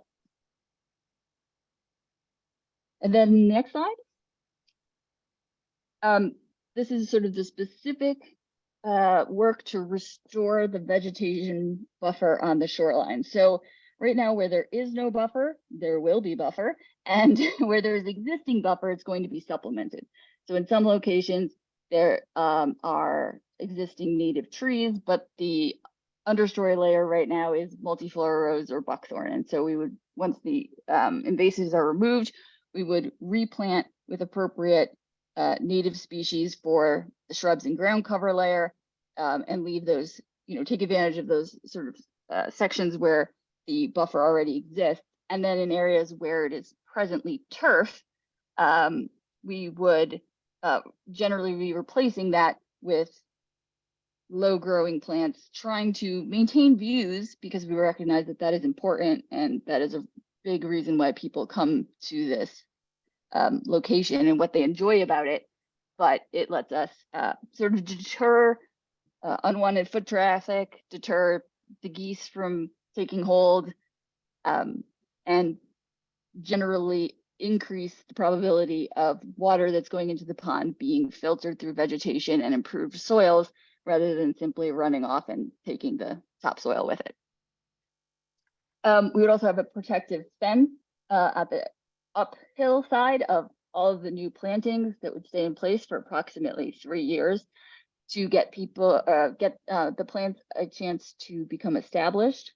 And again, those areas would be maintained and monitored for invasives for 3 years as part of the contract. And next slide. There, thank you. And so we are paying attention to the slopes here kind of call for a transition for the types of plants we're using. And so we have a buffer that is first composed. Anything within the wetland area would be primarily facultative wetland plants. Then the next sort of elevation up, 1 contour foot up, transitional plants, and then beyond that, we would be planting upland species to, try and make our success of this replanted buffer as successful as possible. We also have primarily natives to Massachusetts, but not exclusively. And the reason for that, for instance, we have coneflower on here, which is actually native to the mid-Atlantic, but climate change, as we know, is bringing us warmer temperatures, and we want to be able to prepare for that and not just focus on species where we're at the edge of their range now. We want to think ahead toward the future and what we can see coming. So I think I'll stop there and let folks have questions. The other slides I had were just in case issues came up. So Great. Okay. Thank you, Tracy. Elena, did you have anything for this? I don't have anything for this. Okay. Before I go to commissioners, I just want to remind members of the public to provide public comment. Please raise your hand or type in the chat in the application via the Zoom meeting platform. If you're calling in and cannot use the platform, you can raise your hand by pressing *9 and *6 to unmute yourself. Send your questions to staff via email at cc@boston.gov or via Twitter by tagging Twitter handle @BostonEnviro and using the hashtag #ConcomHearing. Commissioner Sullivan, what do you have? Yeah, could you go over that again? How many trees you're removing and how many you're replacing? yes. So we are removing 17 in the waterfront, within the waterfront boundary buffer, waterfront area, and then another 17 within the 100-foot buffer. So 34 total, plus the collection of black willows that is at the end of the outlet, which is essentially a bunch of 3 to 5 foot stems that grew out of a log that settled there at some time. Okay, and then replacements are, let's see, 5 in the waterfront area and 14 in the 100-foot area. So there are fewer going back into the waterfront area. Over time, a number of trees have grown up on the edge of the shoreline that are invasive, and the general consensus among the group, the Friends of Chandler Pond, is that this pond wasn't always so heavily treed, and so there was a desire to see it kind of go back more to its former condition. Right. So that, and I assume the caliber going back is substantially less than the caliber being taken out. Correct, in part because we want to be sure that a smaller caliber tree has a better chance of success, particularly when it's not going to get watering bags. It's not really in that kind of condition where it's a street tree and getting like daily attention. So yes, it would be smaller conservation grade trees. Right. So that's what I thought you had said the whole time. So it seems to fly in the face of what the mayor wants, what everyone says. And generally when people take down 5 trees, we say, well, find a way to put back 10. It just seems weird that in a city that's trying to put additional trees in, we're reducing it. And it's that our Parks Department is what's proposing it. So I don't know. That just seems strange to me. Right. Well, we are essentially taking large swaths of area that were previously invasives or turf and converting that to native plantings that are shrubs, grasses, perennials. So while we are not coming out 1-to-1 on trees, we are adding significant amounts of other vegetation. Oh, I hear that. And then the other thing that always seems strange to me is we talk about native species and non-native.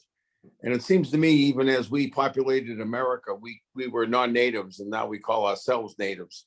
At what point in time does a tree that's been around for a long time, an invasive tree, become a native?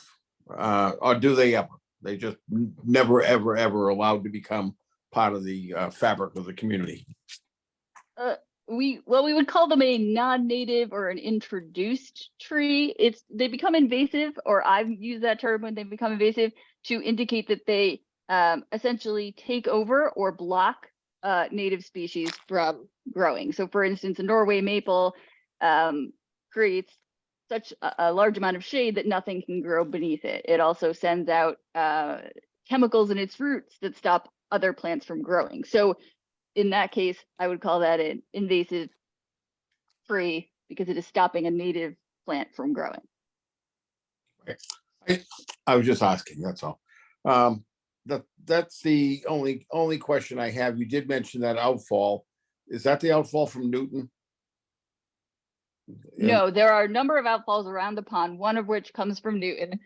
This one is just handling water from two catch basins on Lakeshore Road that are across from each other, and it pipes directly into the pond. Okay, I wasn't sure which one it was. And so when you mentioned most of the work was going to be along Lakeshore Drive, but all invasives are being taken out under this project? Or are you leaving some invasives in for another phase? Yeah, so some in the focus project area on that eastern shoreline, all invasives are coming out. Park wide, only some are coming out now, as it's essentially a matter of budget, and also in some cases there are areas that are just 30 Norway maples, and if we took them all out at once, that's not necessarily the best for ecology. So we're gonna the goal is to thin them with every phase, and sort of build up the native population and remove the invasives as we go. And we what are do you starting knotweed treatment on everything throughout the entire park in this phase, and because knotweed treatment may take a number of years, and again that will be contracted for 3 years. So all the knotweed we're attacking now.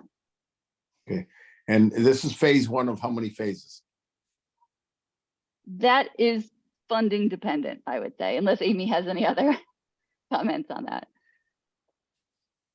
The funds for this project were primarily raised by the Friends of Chandler Pond. So they're a very active group and very interested in moving this project forward, but it is dependent on funding that's available either through Boston Parks or through outside fundraising.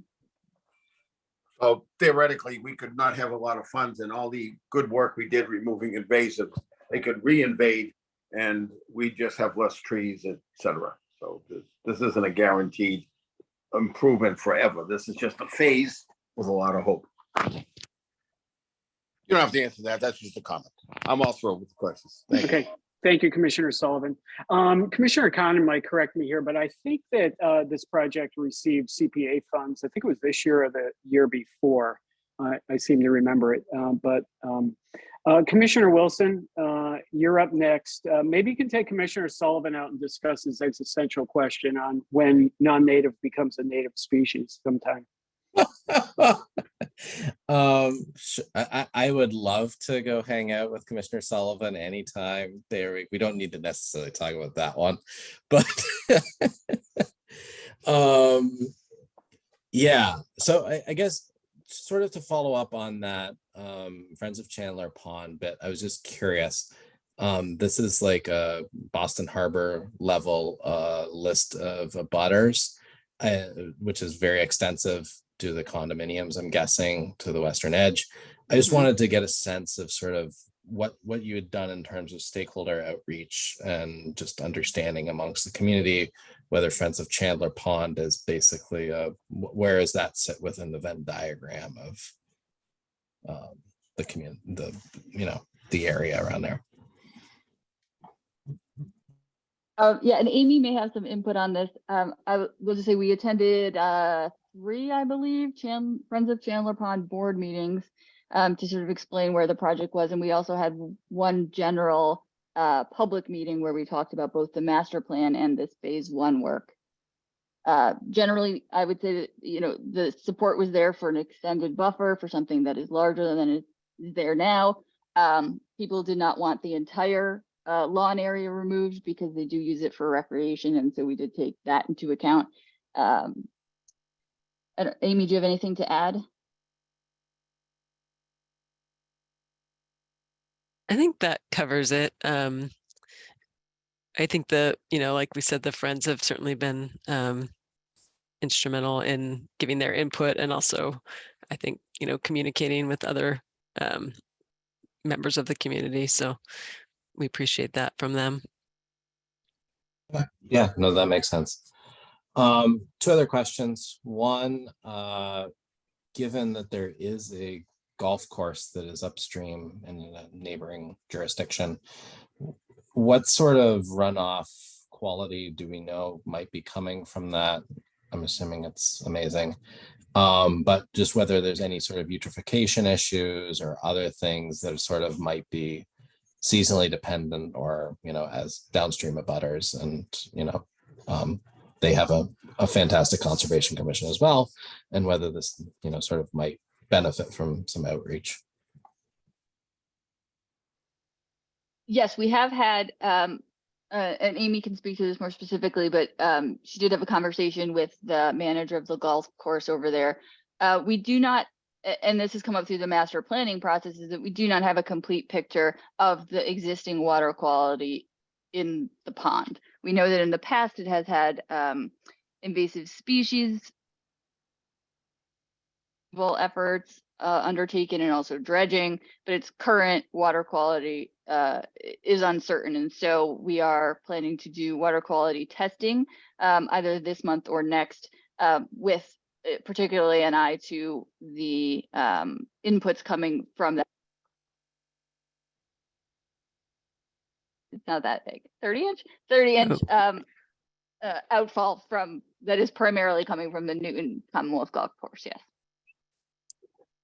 Tracy, you cut out just a little bit there, but I think we got it. But yeah, I'll add the golf course management team. They have been permitted to do some herbicide treatment of milfoil, and I think they're looking into ways to, you know, kind of slow the runoff from their site. So they are thinking about that. And then as we learn more about our water quality, I think we'll certainly be continuing to, you know, have a back and forth with them and some coordination there.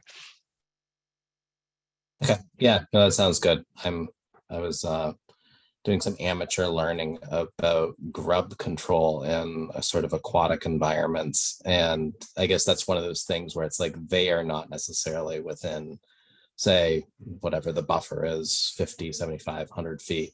But with a 30-inch outfall, I would imagine that runoff could be expedited into an aquatic environment. So that might be one of those things where it's, you know, if there's ways of kind of figuring out a, you know, path forward together. Oh, and Mike, sorry, I'll add, we are also talking with the Charles River Watershed Association, okay, because this obviously outlets ultimately into the Charles River. So we haven't moved forward with really any kind of partnering with them, but other than some initial meetings to kind of talk about, you know, things, potential partnerships. So. Okay, great. That sounds fantastic. And then my last question / comment, and I don't know whether I'm punting it back to Commissioner Sullivan here, but I do know that one of the sort of whatever climate adaptation type of projects that we might be looking at as a city is sort of upstream retention of stormwater. And I was wondering sort of where this pond, given that it is sort of a artificial man-made condition over time, sits sort of with its potential in terms of being a retention basin, or, you know, sort of having active controls placed upon it to, you know, sort of work within the watershed. And maybe Amy, that sort of touches upon some of your comments with Charles River, or, you know, something that can be explored in the future, maybe not as part of phase one. There's other things that are more important as part of phase one, but phase in the future. Great point. Commissioner Sullivan, any flavor on that? We, in 3 years, will be doing the inland storage needs around. Right now, it has not been identified as a storage because there's not a lot of capacity to do it. But we will be looking at the capability of, if we have major storms coming in the future, of our ability to draw it down on a temporary basis to do a little storage. But we're just starting that study, and at the end of 5 years, probably before they get to their phase 3, we will have an answer for that. Great, thank you. Thanks. Commissioner Wilson, anything else? That's all. Appreciate phase projects. Thank you. Commissioner Conan. Thank you, Chair Parker. Appreciate the discussion here. I especially appreciate the comment about preparing for the future and thinking about, or not limiting ourselves to the kind of vegetation that may be native here, but may be moving north. And plants moving up from the south here, which I guess we all know it's starting to happen. Along that note, though, do we know if the buffer, the various buffers that we speak of now are also likely to change? The long-range climate forecast for the Northeast is more precipitation, whether it's snow or rain. So this pond, is there any other source to this pond, like a spring source? This pond itself, is it likely to get bigger? The pond primarily has very steep slopes on most of its edges, and also it has a sort of an outlet that kind of keeps the water level relatively even in terms of at least getting higher. Due to drought, it can get lower, but it's kind of controlled. It's basically culverted in and then culverted out. So those are kind of the control points on it. So is the expectation that it will stay at the same level? The high water mark will not change? Yeah, that is the expectation, unless it is, as mentioned, used for, decided that someone should use it for stormwater storage in the future. Okay, that we don't know yet. We may not know for the next 5 years, I guess. So I am with Commissioner Sullivan there on his point about the trees. I take the point about invasives being destructive, net effect being destructive. I'm sure there are some invasives with that effect and they're not desirable. But reducing the caliper, reducing the canopy, even if you're adding a lot of other vegetation in the process, still does not sound appealing at all from a conservation perspective. So that's my comment. Thank you, Chair Parker. Great, thank you. Commissioner Richmond? Yeah, I would say that I feel much the same way as just expressed. I think there's a real difference between removing buckthorn and milliflora and the other dreaded undercovers, but I'm really not happy with the idea that these trees are all going to be sort of cut down at the same time, and that you really don't know. And we all hope that there is a phase 2, but you don't know if there will be a phase 2, and you're going to have a landscape that's, pretty denuded.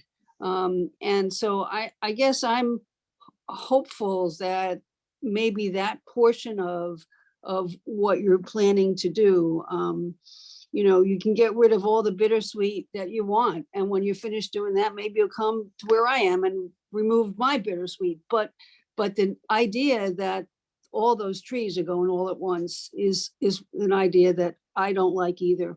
Thank you very much, Chair Parker. Okay, thank you. Commissioner Herbst?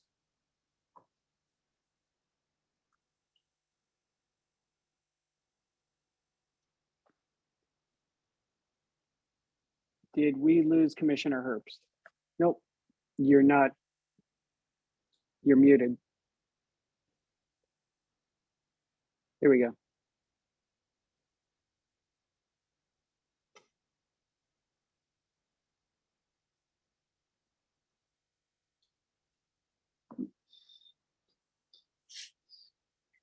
Commissioner Herbst, is it my internet or?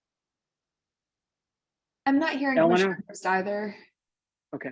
Oh. Commissioner Herbst says she does not have comment. Oh, okay, thank you. Okay, anybody from the public, Eleanor? So I'm not seeing any hands raised at this time, and we'd had one public comment that had come in before the hearing, which I had noted in the folder. Okay, and it's preserved for public record. Okay, so it sounds like the flavor of the commission is to get some more information about tree removal and maybe some mitigation regarding the tree removal. Thoughts on that? Am I hearing that right? Commissioner Sullivan? You started that thread, so. Yeah, no, it just, yeah, you know, I hear we're removing some and I didn't know what caliber those were that we removed. We're putting back some.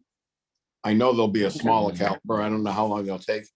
So I'm just a little confused about that whole planting issue and when we get to the next phase. If this were a city sponsored thing, we could jump on it. We know we'd be funded. I realize that the people in the neighborhood are the ones who live with this, not us. I got that. It's just that I'm just, it doesn't fit with what the city has professed, what the mayor has professed, what I hear the Parks Commission professes. We're gonna put in more trees. And I don't know how you solve that, but that's not what I'm hearing we're doing. So it just, it bothers me. I just like to hear that one more time from the Parks Commission, what they're doing here. Are they putting trees somewhere else or what's going on? Okay, okay. Chair Parker, I see I'd we like to do. note- Yes, we have one Yeah. hand raised. I see it. Yep.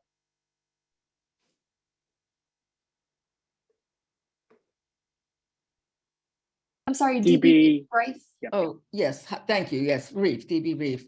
I just wanted to say something about the trees, the invasive trees, which over time, I don't know how many, 20, 30, have fallen into the pond. And, you know, then silt and leaves have gathered around them. And that since it was dredged in 98 or 99 on the western shoreline, I would say there's the pond has lost a good 20 feet because of all that silt filling in. And I think because of the shrinking, and it's shrinking around the outlet also, probably for similar reasons. And because it feels like, you know, the pond is disappearing, that the Friends group has felt, you know, a lot of urgency to help keep it healthy. And I completely appreciate the concern about removing more trees than are being replaced. So thank you for that. Okay, thank you. Okay, so with that, I think, Amy, if you could maybe think about the tree issue that we brought up and maybe we have another conversation about this. Does that make sense? Yeah, I think, Tracy, I don't know if we want to respond on this at the moment. I mean, I think we can certainly phase, you know, sort of stretch out that phasing. So if we're targeting some of those invasive trees that are outside of the main shoreline phase 1 work, I don't think there's a big issue with sort of delaying the removal of those. But Tracy, I don't know if you feel strongly about that. Yeah, I think the some of it is that what is there now is at a density that, you know, shades out anything that would grow below. So we wouldn't necessarily want to put them back because we would just be in the same condition in, you know, 15, 20 years. Whether it's possible to. Tracy, you're kind of, you're going, is it just me? You're going in and out a little bit? No, she is. Okay. Sorry. I'm not sure. We missed I'm just about wondering half if of they it. can be, okay. Wondering about planting in it's like a different area, expanding, you know, placing trees in a different location rather than placing them precisely where we removed the invasives. Okay. So let's not like think on the fly here. Maybe it makes sense to put something together and we'll have another hearing and talk about that issue exclusively. Would you like a motion to continue the hearing, Mr. Chair? Yes, I would. So moved. We have a second. Thank you. Commissioner Sullivan? Aye. Commissioner Long? Sorry, he's recused. Commissioner Wilson? Aye. Commissioner Conan? Aye. Commissioner Richmond? Aye. Commissioner Herbst? Aye. And I vote aye. That carries 6-0. Okay, thank you.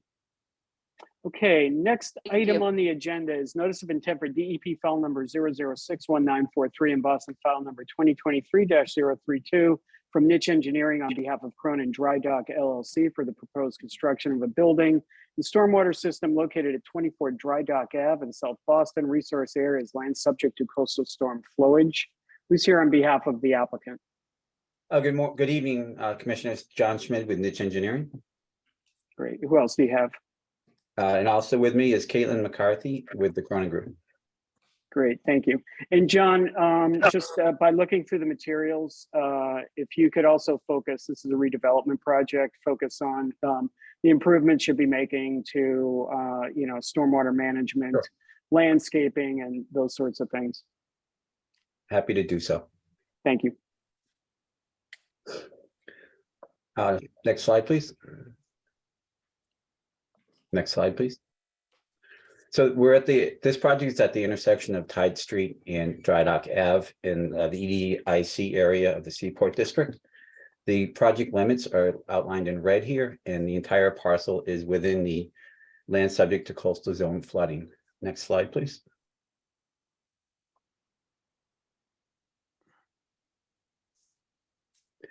I'm going to allow Caitlin a few moments here to speak to the project itself. Sure. Thanks, John, and thanks, Commissioner. The building is about 235,000 square feet, 8 stories. I think an important part of this building is to note that it's really part of the broader effort to revitalize the ship repair industry within the marine park. And what I mean by that is that the first floor will be where Boston Ship Repair will be located. And so this building will help support that that use, which is one of the last remaining water dependent uses within the seaport. The remainder of the building will be other industrial uses such as life science or research and development facilities. I'll hand it back over to John. Next slide, please. Here's an overall site plan. The work involves the construction of the building, repairs to the abutting park area along Tide Street, as well as some, as we were here last month or so with the enabling project, this project will resurface the roadway within the limits of the project itself. First floor elevation is 20.5, where the floodplain elevation is 16.5. Base flood elevation is 19.5. So we are meeting the BPDA's requirements for elevations. Next slide, please. I'm going to take a few moments to talk about building resiliency. We have 3 sections of the building. First, I'd like to note that this slide is an error where it talks about the floodplain. The floodplain is 16.5, not 17.5. But as indicated here, the first floor is at 20.5. And at the rear of the building, there will be a loading dock that is at grade, and there'll be a deployable flood barrier in front of that loading dock. Next slide, please. This indicates again that the fire pump room is at 21.5. Next slide, please. And this is a section from the rear of the building. As you can see towards the left end of this slide, we will have a garage entrance, and that entrance driveway will be protected by a deployable flood barrier. Also, the switch gear and the fire pump and the electrical room are all at 21.5. Next slide, please. As far as landscaping improvements go, we, as just to the north of the building site itself is Dry Dock Plaza, which I believe is controlled by EDIC.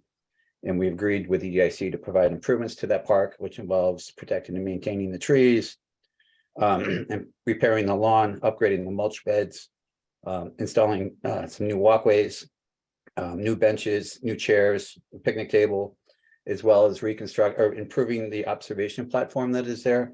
We'll repaint it and replace rotted wood, and just generally improve that park area.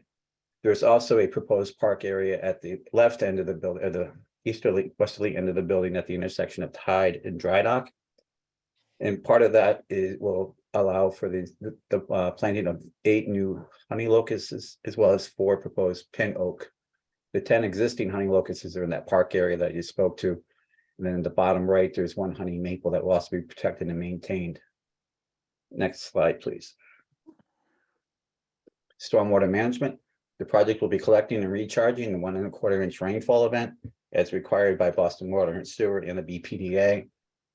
We are mitigating rates and volumes to the pre-existing levels, and we are also providing TSS and phosphorus removal to the standards that are required. The plan has been before Boston Water and Sewer for one review, and presently we submitted a second submission on May 18th, so it's in the queue for a second review. I'd also like to note that the enabling package that this commission approved about a month ago, Boston Water and Sewer just approved that site plan this past week. And that package will be going to the commission probably in the coming weeks, so we can begin that enabling work in the coming month. Next slide, please. Erosion control, again, the erosion control will be within the limits of the project area. And we'll be filing the NIPD's permit in the coming weeks prior to, we'll be filing for the EPA NIPD's permit prior to construction. Next slide, please. Here are some standard details that we are part of the erosion control. Next slide, please. And I submitted the full construction management plan, but I provide this slide to ensure the commission that the work, primarily the limited work, will be within this gray zone. And there will be no on-site construction trailers or sales trailers or things that may cause of concern to the commission. The work will be contained within the work area, and you can see here there'll be some crane, there'll be a tower crane and some other improvements. And that is essentially the limit of the end of my presentation. And we're open to questions. Great. Thank you, John. It's a general NIPD's permit, right? Yes, sir. Yeah, great. Thank you. Just want to remind members of the public to provide public comment. Please raise your hand or type in the chat in the application via the Zoom meeting platform. If you're calling in and cannot use the platform, you can raise your hand by pressing *9 and *6 to unmute yourself. Send your questions to staff via email at cc@boston.gov or via Twitter by tagging the Twitter handle @BostonEnviro and using the hashtag #ConcomHearing. Before I go to Ellen, a quick question. Do we have any soils, or do you have any soils that need to be characterized and handled on site? Do you know anything about that? I believe we do. The area of the proposed plaza at the intersection of Tide and Dry Dock, actually, there's some fuel tanks that are there from previous operations by EDIC. So I believe that process is underway. Okay. Do you know if there's an RTN assigned to the site, or do you expect an RTN to be assigned? I really can't speak to that, but I can follow up and provide that information to the commission. Okay. Regardless, I think sounds like you'll have to have an LSP on site, at least partially, during excavation. So we want to make sure that, if there's any stockpiles of soil that are being characterized, that they're secured. I would say before construction, if we can get that in the file. Absolutely. Okay. Eleanor, what do you have? I don't have anything on this. Okay. Commissioner Sullivan? No questions. Thank you. Commissioner Long? No questions. Thank you. Commissioner Wilson? Sorry, I was just trying to get the vegetation plan here to load, and I think I'm seeing it now. Sorry. I guess just in terms of what we've seen in the Seaport, what sort of soil mitigation and or soil volume, other actions have you taken to try to help the street trees along, given it's a somewhat saline, certainly windy, new environment for these trees to be growing in? So I believe that we've engaged Pine and Swallow for soil management, to ensure that the soils have, the structural soils that will thrive in this environment. But we can provide that information to the commission. As I personally, I can't speak in great detail to that. I'm not the landscape architect. Okay. I guess I would be keen to see those details, given that we've had issues with detailing of this type of environment in the past, and especially even with landscape architects paying attention to it, it's been inadequate. So I would draw your attention to it. I guess that kind of goes for all of the other sort of public amenity spaces, given that, given this is the type of building it is, and, earlier versions of the commission have been looking for green roofs or other sort of vegetated surfaces there, that these trees and other sort of public landscapes are going to be doing more lifting and are expected to be performing under adverse conditions. So, sort of assurances between either the details, planting plan, types of species, and or the maintenance and replacement ratios and stuff like that would be helpful to see. Yeah, and when we submit the construction documents as required, we could also provide you a soils report and describe how what soils we'll be using to ensure that your concerns are addressed. Okay. Yeah. No, yeah. I think probably prior to that. Okay. Absolutely. Cool. Thank you. Great, thank you. Commissioner Conan? I feel the same way as Commissioner Wilson. Would like to see a more detailed plan for the trees. And I didn't quite understand what the reference to the soil was about, how it can tolerate salt water. The trees themselves would be my concern about how much they can tolerate salt water. That's one thing I'd like to see. Had a couple of questions. Where exactly is the garage entrance in terms of the flood level? The garage entrance is at the right end of the building. The elevation of that entrance is about 16.5, which is the existing 100-year, which is the 100-year floodplain today. That opening is about 24 feet wide, and there will be a deployable flood barrier installed to protect that. So the deployable flood barriers are only necessary here in two areas, and that would be where the garage entrance is, and at the rear of the building where the loading dock is. So there's probably I would say there's any more than 70 or 80 feet of deployable flood barriers required for this project. Only to protect the garage or for other entrances as well? The garage and the loading dock. Everything else is elevated to elevation 20.5, which is the design flood elevation. So during a 100-year storm, people will be able to get in and out, and there won't be a deployed flood wall blocking them. Right. Well, during the 100-year storm, this is an office building, so people won't be trapped there. And if there is a flooding condition, we could anticipate that, and they could manage their staff to ensure that no one is trapped within the garage. Mm-hmm. And if it is above a 100-year storm, then it would be above the bottom of that deployable flood wall, correct? Correct. But right, exactly. The 100 years is 16.5. The deployable flood barrier would go up to 20.5. So the deployable flood barrier, the top of that would meet your design flood elevation. I'm sorry, maybe you mentioned the height of the flood wall. What is that? The flood wall would be about 4 feet, which would be 4 feet. Yeah. So it's just above the base flood elevation then? The base flood elevation is 19.5. The design flood elevation is 20.5. So the top of the flood barrier would be at elevation 20.5. Okay, so it will be exactly at the design flood elevation. Right, which would be the same elevation as the building's first floor. Okay. For BDA requirements.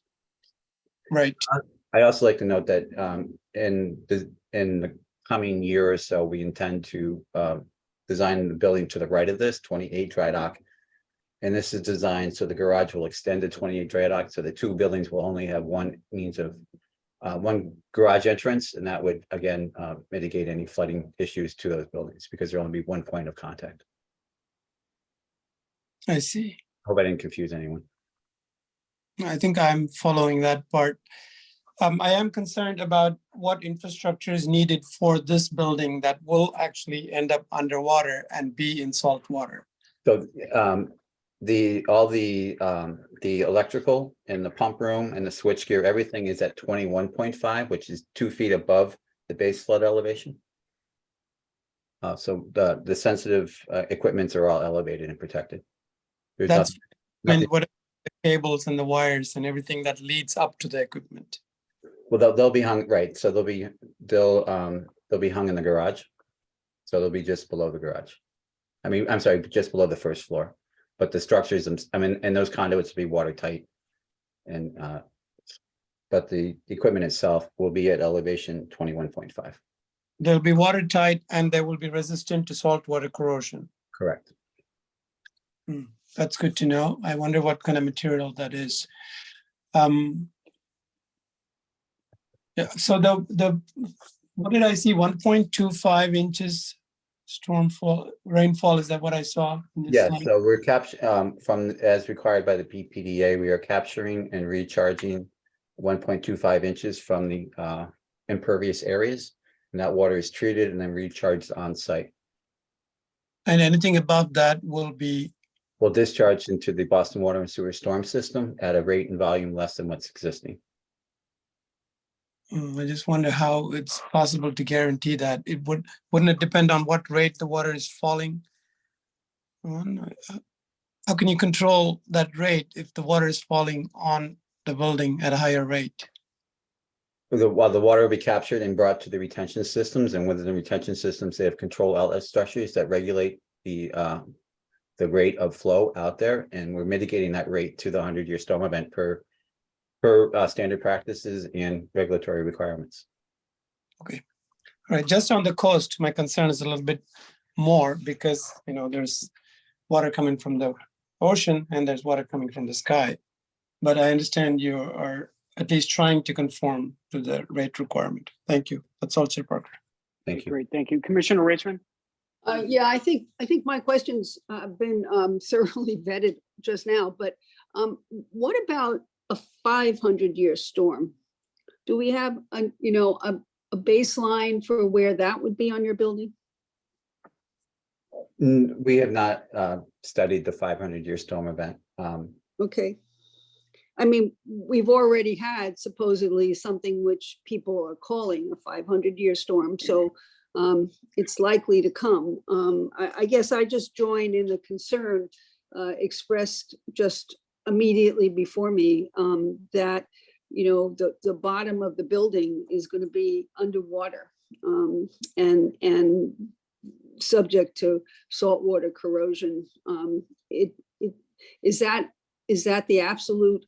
So the garage, the basement will be protected due to flood barriers to elevation 20.5, which is the BPDA's requirement for the design of this floodplain. Should we have a storm greater than that, then the city has a lot of problems, and some water will migrate into the basement. But the conduit and electrical system, the conduit and piping in there will be designed to withstand, moments of saltwater, moments of flooding. That's all I can really tell you. It's, we're doing the best we can here, and we're meeting the regulatory requirements and standard design practices. I appreciate that. I just think that, as has been said a few times tonight, one of the problems is that we really don't know how bad it's going to be. So thank you very much for your very civil and thoughtful answers. Thank you. Great, thank you. Commissioner Herbst? No questions, thanks. Okay. Elena, anybody from the public raise their hand? No, we don't have anybody from the public. Okay. Commissioner Wilson, I'm going to go back to you about the it was about the vegetation plan that you're trying to call up? No, it was an What was additional comment that Mr. Schmidt had made in terms of the parking. Just kind of wanted to understand in terms of common entrance, adjacent parcel, is that they're sharing the garage you're proposing on this site, or that there is another garage that will be sharing the entrance? So- or I count me as confused. Okay, fair enough. So as the driveway that driveway at the easterly end of the site is over garage deck. So we're extending the garage to the edge of the parcel, similar to what we've been doing at Fan Pier for a number of years. And then when parcel 28 is constructed, that garage will be connected into the basement of the 28 dry dock building. So when 28 dry dock building comes online, there will be one means of egress and access and egress to both of these buildings through the garage entrance that we're building today. Okay. Okay. So that was sort of getting towards my question, is the similarity to Fan Pier. I guess my recollection of the Fan Pier permitting process, and I am appreciating the sort of drip drab approach to asking for our permissions, was that for Fan Pier, we had permitted the adjacent garage at the time of the first parcel to go. And then sort of there was a flood wall that was then knocked down or whatnot between the two when the building arose above the next parcel. I mean, that to me is precedent, but I can understand that there's differences within construction. Yeah, and you know, not only Fan Pier, but Seaport, the Seaport parcels B and C, they all have there's connecting garages throughout Seaport as well.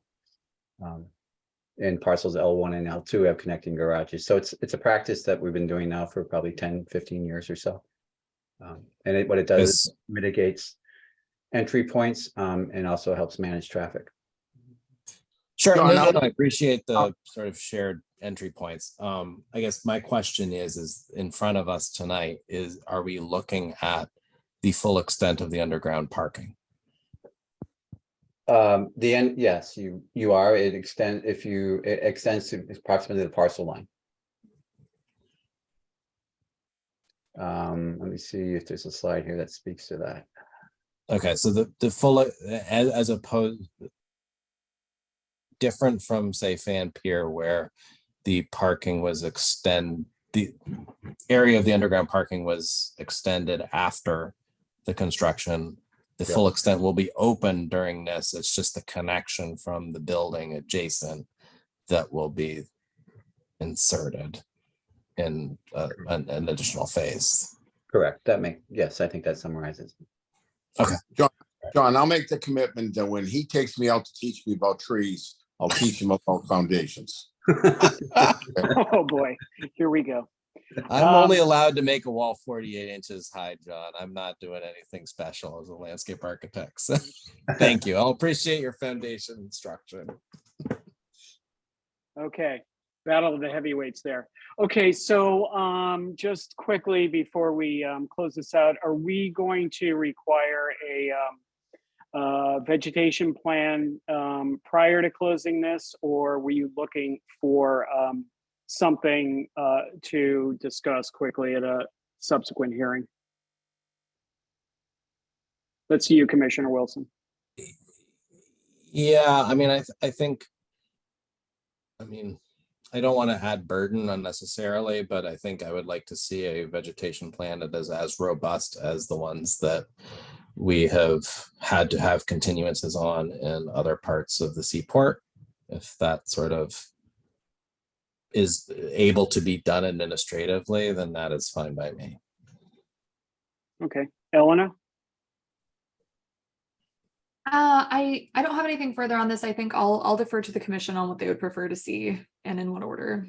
Sure. I guess what I'm asking you is, do you feel you're up to the task of looking at that plan administratively to make sure that it comports with the standards that we've asked for at other Seaport projects? Oh, I see. Yes, I'd be willing to do that. I think Commissioner Wilson would be happy to help you out with that. I can assist on that. Yeah. That would be great. Okay. Thank you. Fantastic. Okay, with that, I would entertain a motion to close the hearing. So moved. Do you have a second? Thank you. Commissioner Sullivan? Aye. Commissioner Long? Aye. Commissioner Wilson? Aye. Commissioner Conan? Aye. Commissioner Richmond? Aye. Commissioner Herbst? Aye. And I vote aye. That carries 7-0. Okay, thank you. Thank you very much. Have a wonderful evening. You're Thank you welcome. very much. Nick, you're welcome. Next item on the agenda is notice of intent for unassigned DEP file number and unassigned Boston file number from Bowler on behalf of Dorchester 2 Michaels LLC, care of the Michaels Organization, for the proposed development of a 6-story residential building located at 800 Morrissey Boulevard in Dorchester. Resource area is land subject to coastal storm flowage. Who's here on behalf of the applicant? Hi, I'm here on behalf of the applicant, Emily Anderson from Bowler. Great. Okay. Anyone else, Emily? Yes, we have Jeff Lewis and Jay Russo here from the Michaels Organization, as well as Phil Strazula and Matt Sammartino from the Phillips Group, both the owner and the proponent of the project. Also have Tim Hayes from Bowler and Matt Merva from Bowler as well for any questions that might arise. Well, Okay, loaded crew Full here. house. Okay, before we get going, first of all, thank you for submitting plans that were clearer to read. Just want to point out two things. One is in your notice of intent, there is a statement in there, an assertion in there that the existing conditions or the LSCFS, yeah, did I get that right? But anyways, land subject to coastal storm flowage serves no flood control purposes. We have never found that on any of those types of properties before. That would require a fairly detailed analysis, I think. So the request here is we would like that stricken from the NOI itself. Because we don't want to be setting any precedents here. Also, if you could focus on, as with the last hearing, this is a redevelopment project, if you could pay attention during your presentation to improvements that will be done to the property, stormwater landscape and things of that nature, that would be appreciated. Yeah, The floor is all absolutely. yours. Okay.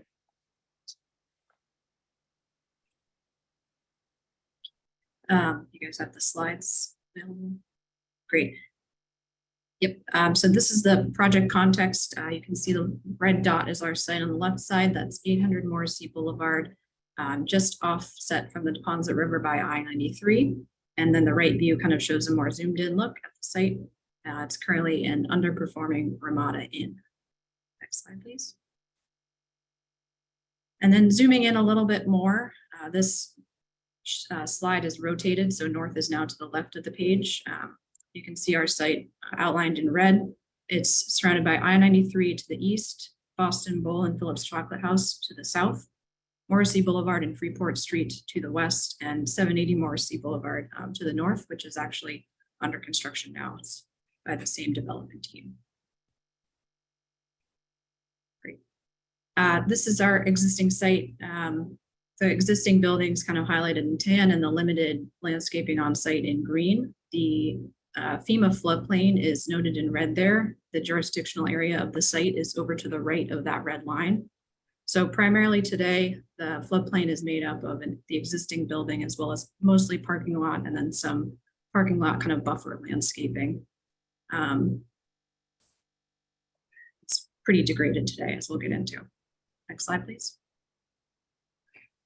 And then it's not jurisdictional, but this entire site is within the BPDA 2070 flood hazard area. So most of our design has been focused around getting to those elevations as was discussed in the previous conversation for the 2070 floodplain due to sea level rise. So same floodplain elevation actually as previous presentation of 19.5 Boston City base. Next slide, please. Getting into some existing condition site photos. These two are taken both from Morrissey Boulevard. The first one is looking east at the hotel, basically directly at the jurisdictional land subject to coastal storm flowage. The second photo is looking north, more at the hotel building itself. You can see it's primarily parking today. Next, please. Thank you. Just a few more photos. The first one on the left is kind of between I-93 and the existing building, looking to the north, and then the next one is looking south at the north side of the hotel. Thank you. This slide is kind of just intended to demonstrate the existing flood patterns on site today. You can see the water primarily comes in from under I-93, that's Conley Street near Tinian Beach there, and then kind of goes between the parking lot and I-93 and the kind of swale that was created by the construction of I-93, as well as on Morrissey Boulevard toward the project parking lots. Somewhat floodwaters do also come from further up north and then go under the MBTA tracks and then come back around as well. And then the floodwater recedes in the same manner. All right, and getting into the proposed design, the building is proposed to be 5 to 6 stories, 229 units, just under 200,000 gross square feet, with 159 parking spaces in a podium garage on the first floor. You can see on the right side of the plan there, the portion of the site within the jurisdictional area is again building, and then the driveway access to the building, as well as some new landscaping in the back. Also wanted to note that the DCR and Mass DOT are actually in construction on a multi-use path next to I-93, which I believe has been before the commission a few times. So exciting to see that move forward after several years of planning. Those blue rectangles on the plan are our subsurface infiltration chambers, kind of all around the site due to groundwater conditions, soil conditions, and making sure that all the stormwater is managed from the building. The red clouded area up in the top left is not part of our project, or top right, sorry, is not part of our project, but wanted to point out DCR is working with the project applicant to kind of create an easement on the property for a pump station for the existing 54-inch drain main that kind of crosses over the top right corner of the site. So that is something we're working through with DCR at this time.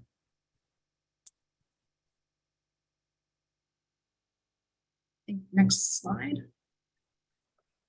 Just some building cross sections to give you an idea of the elevations. As mentioned, the building was designed with the BPDA 2070 design flood elevations. So same floodplain elevation of 19.5 for 2070, which had us put our lobbies at 21.5 as this is a residential use. And then you can, this is actually, sorry, I should have mentioned, this is looking from Morrissey Boulevard. So Boston Bowl is over to the right and a connection to the multimodal path over to the left. Next slide. This view is from the Boston Bowl parking lot. So Freeport Street and Morrissey over to the left, I-93 and the DCR path over to the right. You can see how the parking kind of steps down inside of the building. The parking inside is being designed to be flood resilient and will include orifices that will allow floodwaters to recede after a potential flood event.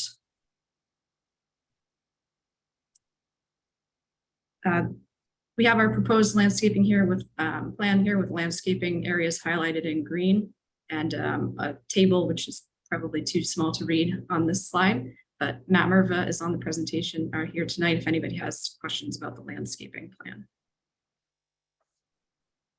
And not shown really on this plan, but there will be a second story roof amenity area for residents' courtyard.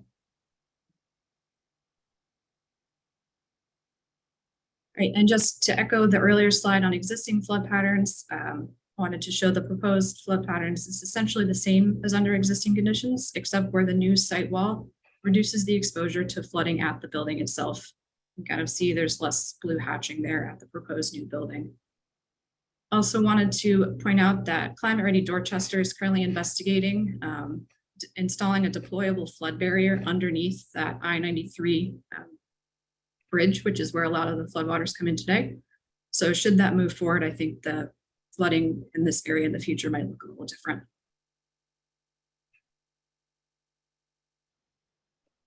And then last slide here, just wanted to give you some renderings of the proposed building and also note that the building design is going through review for Article 37 and Article 25A for climate resiliency, as well as the Coastal Flood Resilience Overlay District. So it is being designed with the BPDA and Cube 3, the project architects, in order to provide a very resilient building. And that's all my slides. Happy to take any questions. Great, thank you. Just want to remind members of the public to provide public comment. Please raise your hand or type in the chat in the application via the Zoom meeting platform.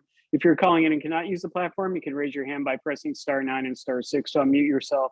Send your questions to staff via email at cc@boston.gov or via Twitter by tagging the Twitter handle @BostonEnviro and using the hashtag #ConComHearing. Elena, did you have any comments on this? Nothing beyond what you mentioned at the top. Thank you. Okay, thank you. Commissioner Sullivan? Yeah, are you holding 1 inch or 1 1/4 inches of rain? 1 1/4 inches. And I forgot to mention the project is in BWSC review right now, doing our second round. Yeah. Yeah, do you know if you're tying into DCR drain lines? DCR, yep. Yeah, and that pump station, that easement area that's proposed, is there a time frame for when they plan on constructing the pump station? Not that I know of. I'm not sure, Jeff, if you know any timeline on that. I think it's still pretty far in the future because they're ironing out the easements and everything like that. That is correct. They are working out the easements on that. It's in design. I will note they have been out there improving the gates, keeping things clean with some maintenance. But we're probably looking at 18 to 24 months as far as start of construction on that. Yeah, okay, so they're anticipating putting that in, but they also need that Conley blocked, and I assume Victory Road may need to be blocked too, if we've got the tidal problems. In other words, the ocean will come in and take them out, and they're just gonna be pumping against the ocean. I'm just curious what you knew about that. But whatever. Yeah, so that's all I have for questions. Okay, thank you. Commissioner Long? Haven't had much of a chance to review the landscaping plan. And I'm just wondering if those listed on your table, those trees that are on the ground, are those additional trees you're proposing, or are those existing trees? Those are, this is Matt Merva, also with Bowler, landscape architect. Yes, those are all proposed trees we're showing on the ground plane.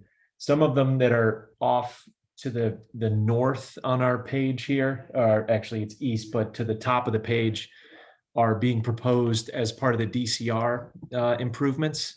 But all the trees on our site are newly proposed trees that we'll be providing. And what sort of, I'm assuming there's going to be watering and maintenance. I'm wondering what thought to planning for all that maintenance there is. Sure. Well, we are looking at trees that are native and drought resistant for that area, but also good for coastal environments. So we're looking at gray birch, at black gum, at red maple, and just trying to keep it as low maintenance as possible in that area for future conditions. All right, great. Want to make sure those trees live, right? Absolutely. We all want that. Yep. Yes. All right. Well, that's all I got, Matt. Thank you. Thank you, Nick. Great. Thank you. Commissioner Wilson? Yeah, no, just to follow up on Commissioner Long's sort of questions about the trees. I think I'm okay with sort of an administrative level approval of like what the actual species are, additional ground plantings, that type of thing. Like we want to see native, we want to see things that survive saltwater inundation, flushing of the soils and with irrigation and drains and stuff post inundation.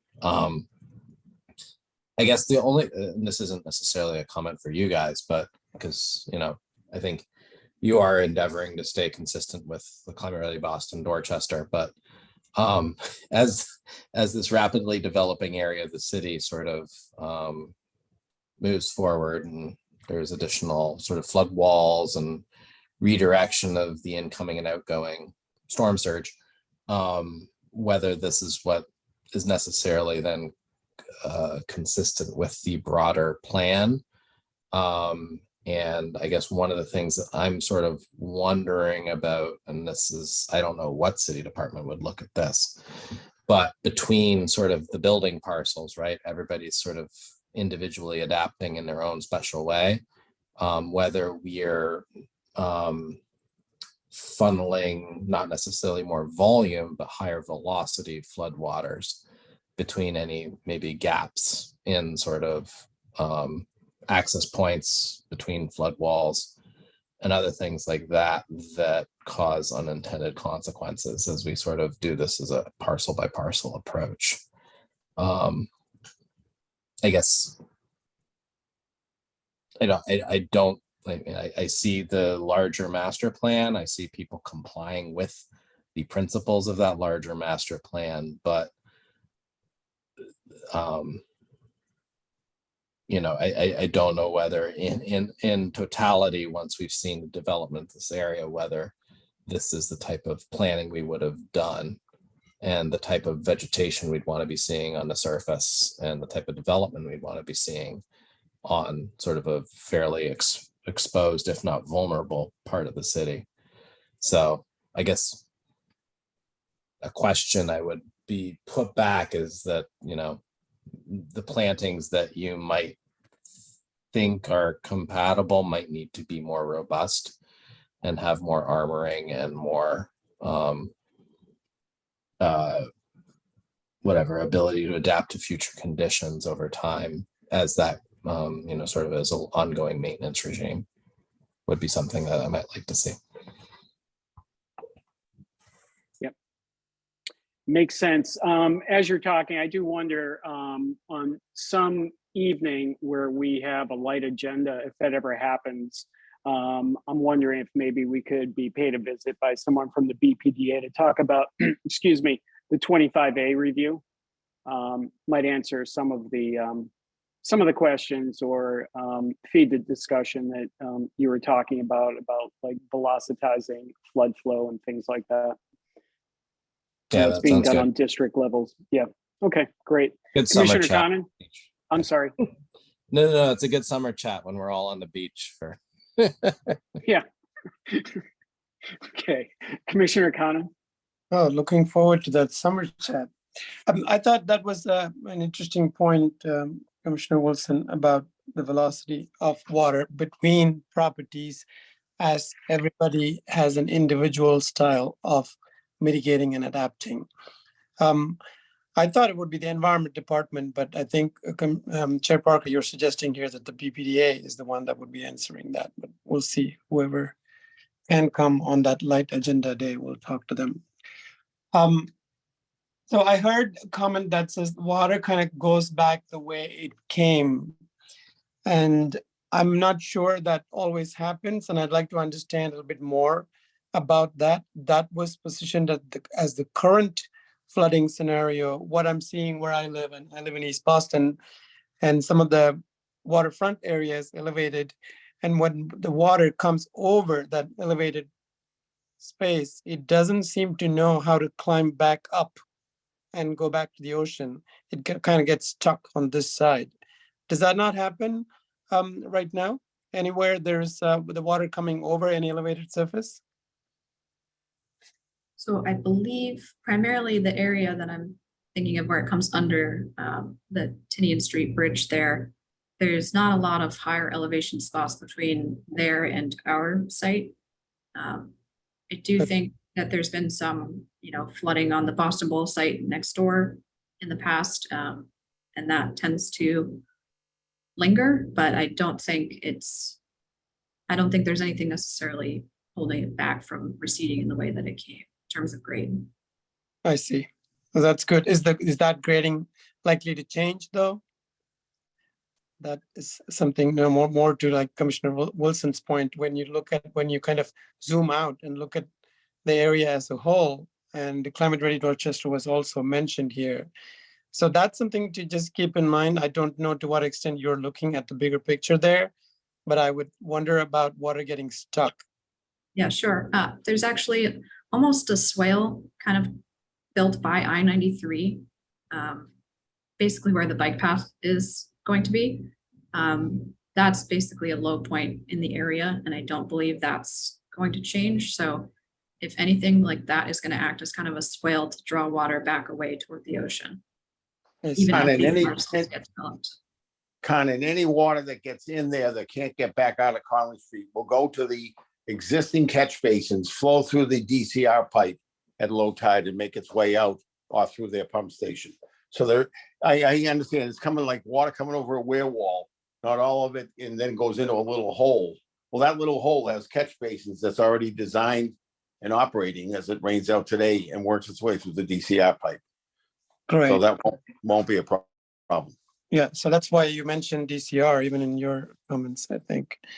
Yeah. So on that note, what I'm finding is when water is stuck, it doesn't seem to know exactly which pipe to go down. If there is a telephone manhole, if there's an electrical system manhole, it just, wherever gravity wants to take it in, it just goes down. It doesn't seem to read the sign on the manhole either, this water. So that I don't know if there's other infrastructure that becomes vulnerable because, especially because it's salt water, something to watch out for. Do you happen to have a 500-year storm rendering? No. As it's becoming more and more likely, this is something I'd like to see, Chair Parker. Even in the last one, it seemed like they were cutting it pretty close. It's good for us to have a visual of that. And I'd like to hear a little bit more about the receding orifices and how they work. Sure. I believe, so that's mostly being handled by the architects on the project and the BPDA as part of the design review process. So I don't have a ton of details. But essentially. Hey, it's Jay Michaels. Right now, it's set up picture like a vent. So the water would vent into the building through the garage and vent its way back out. The city has we've sat through numerous meetings with the BPDA and their staff designing that system to ensure that the water has a way of getting out so that we're not having the pressure building up underneath or inside, preventing it from, causing more damage or lifting the building. So it'll come in through the garage entrance and go out through these orifices. It's actually not the garage entrance. It's actually the garage wall on the back side towards 93. I see. So it'll come in over the garage wall and then go out through these orifices. Correct. And water will not come in through these orifices. Only on a massive flood. So it may come in through these orifices. Is there no backflow prevention? It will come in through the garage entrance, out through the orifice. They're one way. So it's, yeah, that's what I'm understanding. They're both one way. So these orifices have backflow prevention built into them. I take it. Okay. All right. Thank you. That's all, Chair Parker. Okay, thank you. Commissioner Richmond? Yeah, I would like to just change the focus for a minute. I believe during the presentation, something was said about an amenity on the second floor that might have some plants and trees. Mm-hmm. Yes, there'll be a courtyard on the second floor. And what's going to be on that courtyard aside from concrete? Matt, you think you can take that one again? Yes. Hi, Matt here again from Bowler. So that will be an amenity deck that'll have access from the upper floor of the building, from the second floor. That'll have outdoor grilling, landscaped areas and planters, some hardscape with various outdoor seating and soft seating for residents of the building to use. I'm sure it's going to be lovely, but I guess my question was more directed towards the plantscape. We have in certain areas in the city, sort of tried to have greenery in places that it hadn't been before.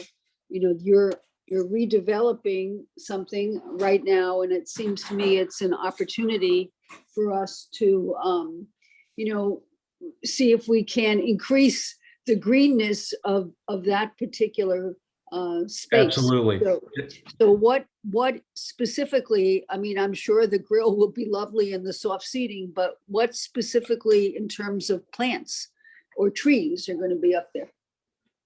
Sure, we have more detailed plans that we can provide of what's happening on that roofscape. We've focused this presentation on what's happening at the ground level, but that's essentially a green roof. It'll be, probably 65% green and 35% hardscape.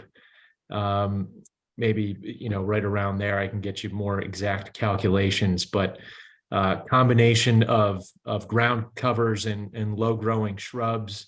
We'll probably have several trees on that roof deck in areas where we can achieve deeper planting condition.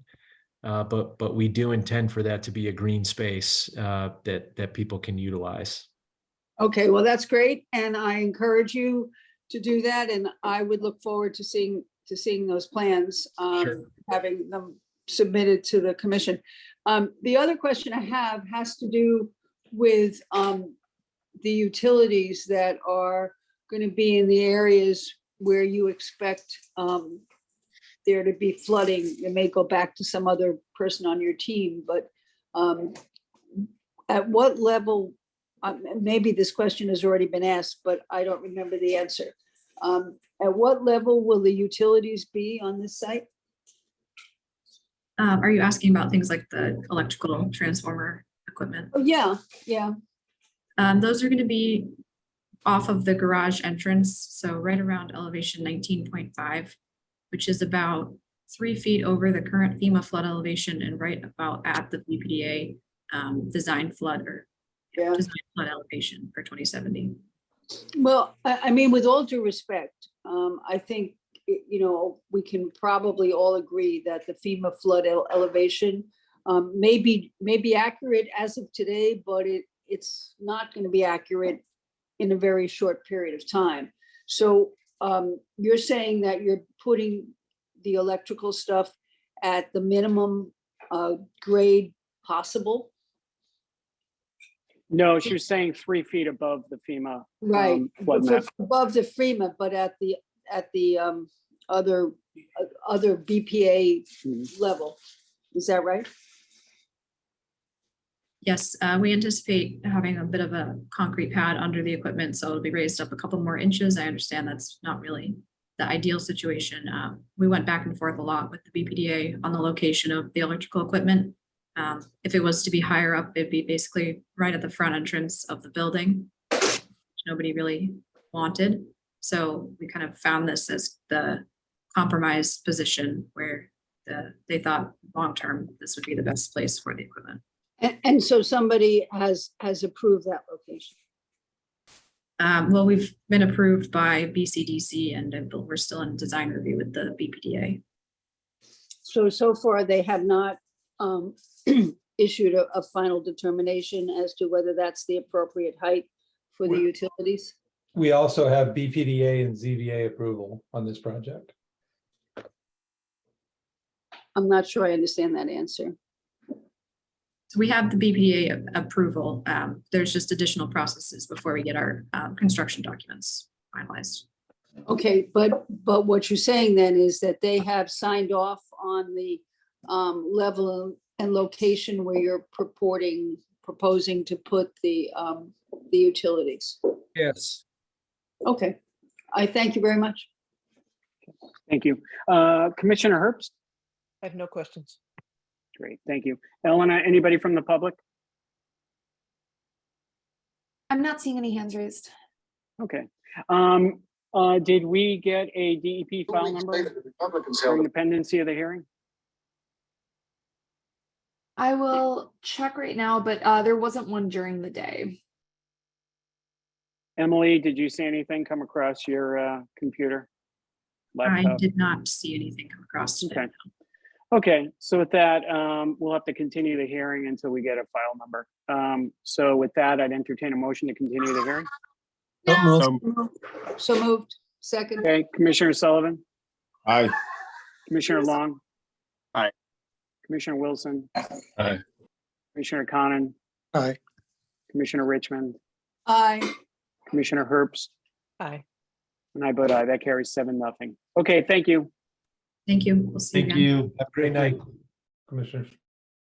Okay, next item on the agenda is a request for an extension to the original order of conditions for DP file number 0061505 for the proposed 94-unit mixed-use development located at 135 Bremen Street in East Boston. Resource areas land subject to coastal storm flowage. Are you going to handle this, Elena?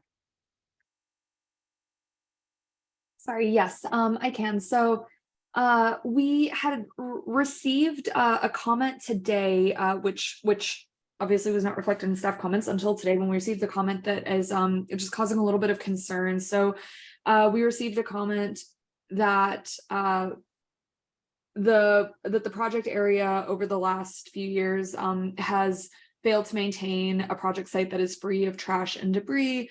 The public comment, which is also in the file for your reference, also claimed that there have been multiple complaints on 311 regarding unlawful working on Saturdays, holidays, sometimes before 7 a.m. or after 6 p.m. and leaving the site in general bad condition.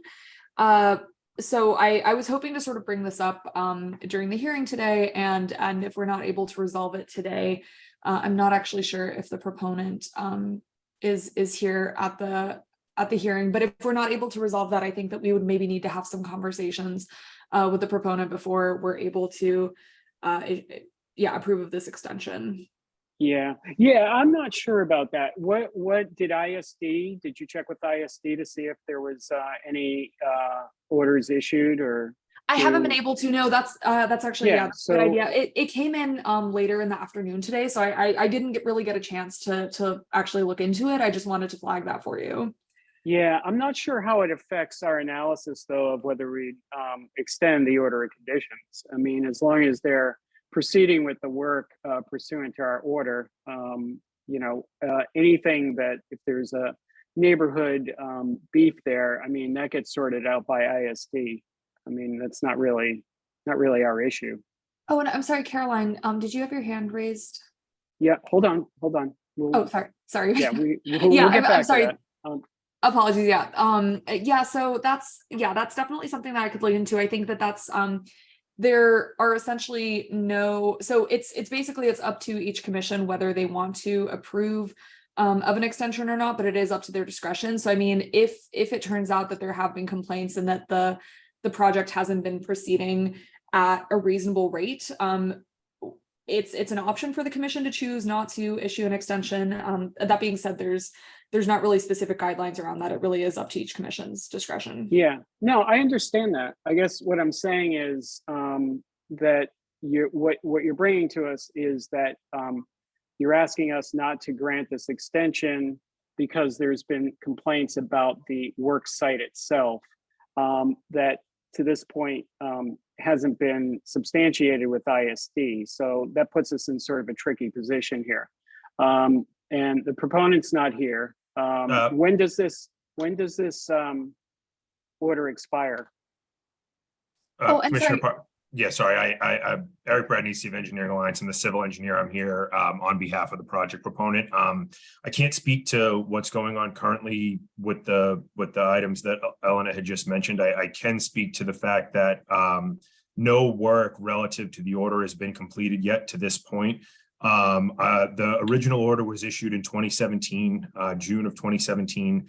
Then we came back and got the order extended in April of 2020, but that was, as we all know, like the height of the pandemic, and the effects of that carried on quite a bit. So the work hasn't begun. I will also just say for transparency here, and I'm not sure if the commission is aware, the project did undergo a notice of project change with the BPDA. Now, as far as building footprint, site impact, land subject to impact to land subject to coastal storm flowage, nothing changed. The only thing that changed on the building was that there used to be a lower level of parking, and that was entirely removed. There was a conflict with the T-tunnel that runs under this property, and again, we were fully vetted and went through the process of getting a notice of project change approved by BPDA on that. But the impact to land subject to coastal storm flowage is the same. The building footprint is the same. The stormwater design and utility design is all the same. Grading is the same. So there really was no change to the project scope aside from removing that bottom floor as it's relative to the commission. But the project proponent plans to begin construction in the next year, assuming that the extension is issued. The order will, the original extended order expires on June 13th, so a week from today. A week from yesterday. Okay, so Eric, do I understand you correctly? Did you say no work has been performed? That's correct. No work relative to this project has been completed to this point. Okay. So what are the complaints about as far as starting up early? What's going on there? That my assumption is it may be whatever, there is the existing building on the site. I don't know if there are workers there. Unfortunately, like I said, I This is the first I've heard of those complaints. I'd have to discuss with the owner, and unfortunately, there's no one else here from that. But it is not relative to the construction of this project. Nothing has been completed yet. Okay, and so when does this order expire? June 13th, so a week from yesterday. Okay. Okay. Thank you. And Chair Parker, I wanted to clarify, I wasn't suggesting that the commission doesn't issue this order of extensions. I was just flagging that this was a comment that had come through that just wasn't, hadn't been on our radar until later in the afternoon today. So I was assuming that the commission perhaps hadn't had a chance to review that comment. And Sure. that being No, said, I hadn't had a chance to look into it. Yeah, I think we have the flavor of it. Okay. I think someone from the public wanted to speak. Why don't we go ahead and hear that? Caroline, yes. Yeah. Hi, I'm Caroline Burkhardt. I'm the president of Maverick Central Neighborhood Association, and I'm also a direct abutter of this project. The past 2 years, I've started documenting what's been going on with 135 Bremen. If you just drive by, you'll see there's probably like 6 to 8 different construction vehicles and huge piles of dirt and debris. I've submitted complaints to 311, to ISD, to Adrian Madrano, to our city councilor. I think to say that work is not being done, maybe in regards to building the units, but work is definitely being done. I have videos, I have pictures of all the work starting. We have like actual drains that go into the ocean, and you see the gravel and the dirt flowing from the uncovered dump trucks that they're transporting to other projects into there. Like, it's really like, it's become like, it's an embarrassment to like our block. We have kids who have asthma, the dust that's accumulating, and like, I think my biggest issue, it's you're asking for an extension, but you've had 3 years. And in the past 2 years, you've just treated it like a dump. So that's my big issue. Okay, understood. Eric, you're saying there's been no work whatsoever done on this project. There's other work. Relative to this project, correct. My understanding, and again, unfortunately, I don't have a ton of information on this. My understanding is that it's staging for a contractor, but it has nothing to do with this project. Like, it's nothing to do with this project that was approved under the order of conditions. Okay, so there's two things here. One is I would be reluctant to hold up an extension to the original order of conditions for the work, but Elena, I think that it sounds like there is activity going on there. It sounds like it's activity that we don't want to see happening in this resource area. So it sounds like a visit from you with, if there's something going on, followed up by an enforcement order, makes sense to me there. That sounds good. Thank you. Okay, so let me go to the commissioners. Commissioner Sullivan? Do we know the name of the contractor that's working on the site now? They usually have names of the trucks. I'm looking at the letter of complaint, which says it's Pasella, but it also says they're leasing the land to Boston Sewer. Yeah, because we have a major water and sewer project going on in East Boston, in that vicinity. And it could be RJV or Pasella. We could be a water and sewer contractor. So I mean, rather than spending a lot of time looking for it, we can look at that whole issue tomorrow morning, see what's what. Okay. And get back. Yeah, because we're up in Maverick, Sumner, and all those streets, and generally what they do is they find a local open space and they run their construction activities out of there. Okay, interesting. Okay, Commissioner Long, any thoughts? Any problem with that analysis? Commissioner Sullivan covered. Okay, thank you. Commissioner Wilson? Yeah, no, I appreciate Commissioner Sullivan trying to sort this out as fast as possible. Great. Commissioner Conan? I can corroborate the neighborhood concerns, and I hope it's something simple. However, as per your suggestion, a visit to get to the bottom of it, especially given that the proponent here has said, I don't know what's going on, I think would be appropriate. Thank you. Okay. Commissioner Richmond, anything to add? I just have a question. What is the effect if we don't extend the order of conditions tonight? It expires. But what is the effect of that expiration on the project? Start the whole process all over again. Mhm. Okay, thank you. You're welcome. Commissioner Herbst? I don't have any more comment. It sounds like Commissioner Sullivan will get to the bottom of things. Okay, so with that, I would entertain a motion to extend the original order of conditions for DEP file number 0061505. So moved. Thank you. Do we have a second? Second. Okay, Commissioner Sullivan, Aye. Commissioner Long. Aye. Commissioner Wilson, For what duration? Sorry. Missed that. we can do it for 3 years. That, I mean, that might seem long, but I'm happy Yeah, to. it's what DEP recommends. I looked at it beforehand. Okay, all right. I appreciate that. All right, I'll agree. Okay, thank you. Commissioner Connor? Now, would this be the 6th, 7th, 8th years of extension?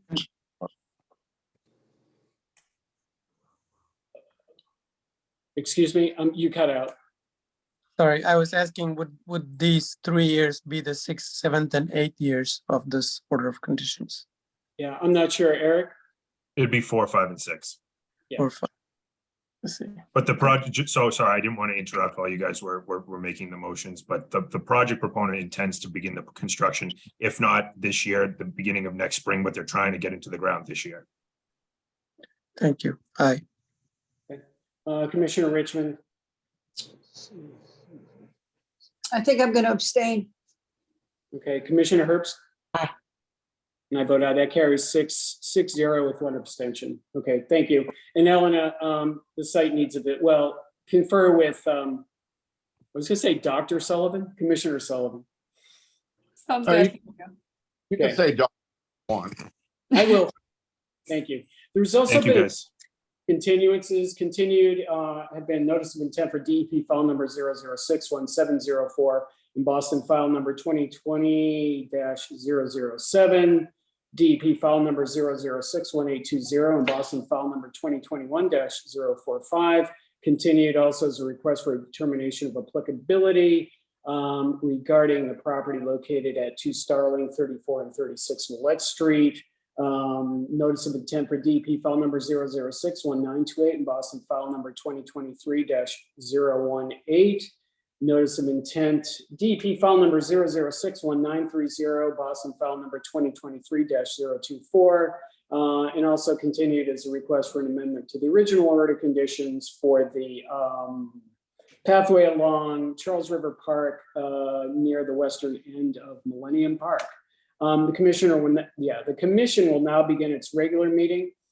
First item up is request for a certificate of compliance for DEP file number 0061558 for the Olmsted Green mixed income rental phase project, part of a multi-phase mixed-use development at Harvard and Morton Streets located in Mattapan, Mass. Continued from the February 15th, 2023 hearing.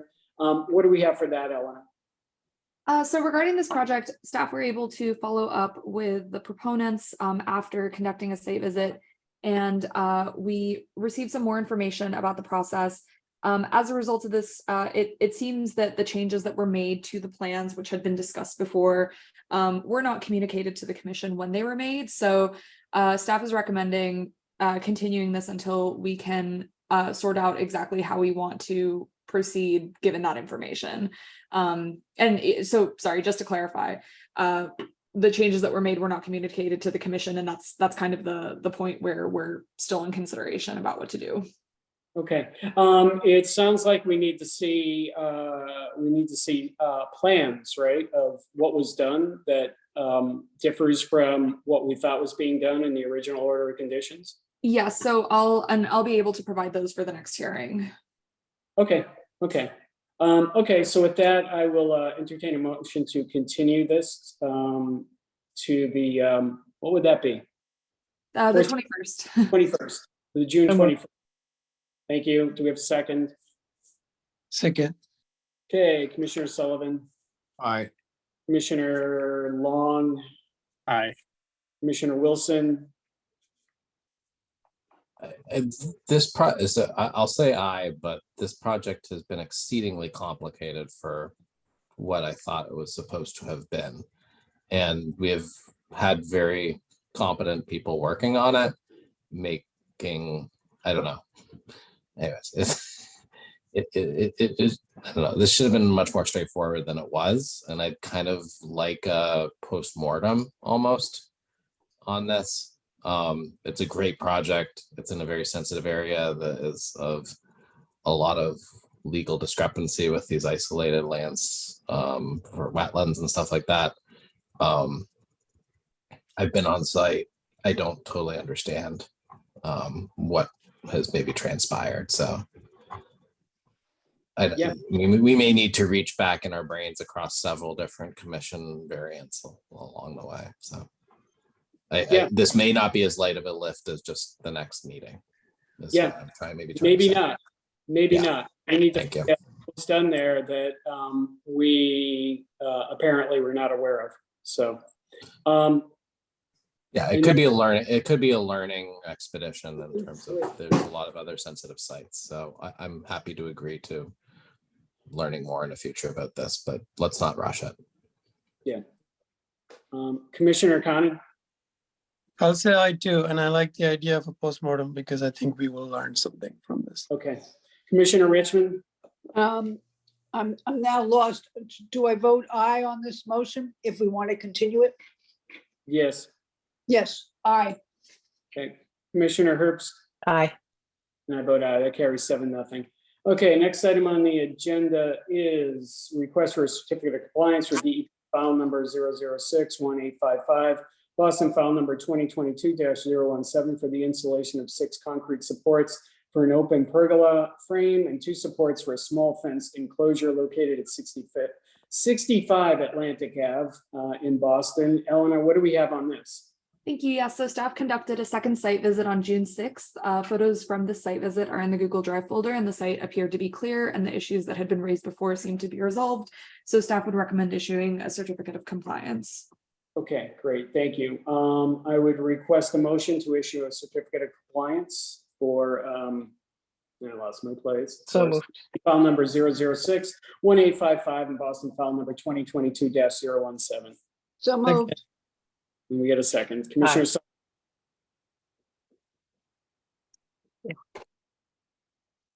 Commissioner Sullivan? Aye. Thank you. Commissioner Long? Aye. Commissioner Wilson? Aye. Commissioner Conan? Aye. Commissioner Richmond? Aye. Commissioner Herbst? Aye. And I vote aye. Next item on the agenda is a request for a certificate of compliance for DEP file number 0061674 for the demolition and construction of a multifamily building, parking lot located at 33 Layden Street in East Boston. Elena, did they have their plates up yet? So yeah, the things to flag about that, so staff conducted a site visit and did not find the don't dump plates. So that seems to be something that we'll need to follow up with them about. And I'm not sure if there are proponents from this project on the call right now. I think there may be, but if we might be able to ask them if perhaps these areas are exempt from the plates for some reason, and otherwise they would need to be installed. Why would they be? Okay. If they weren't connected to the main, I mean, it seems unlikely, but yeah. Okay, are they on the call? I think Bill Mandel.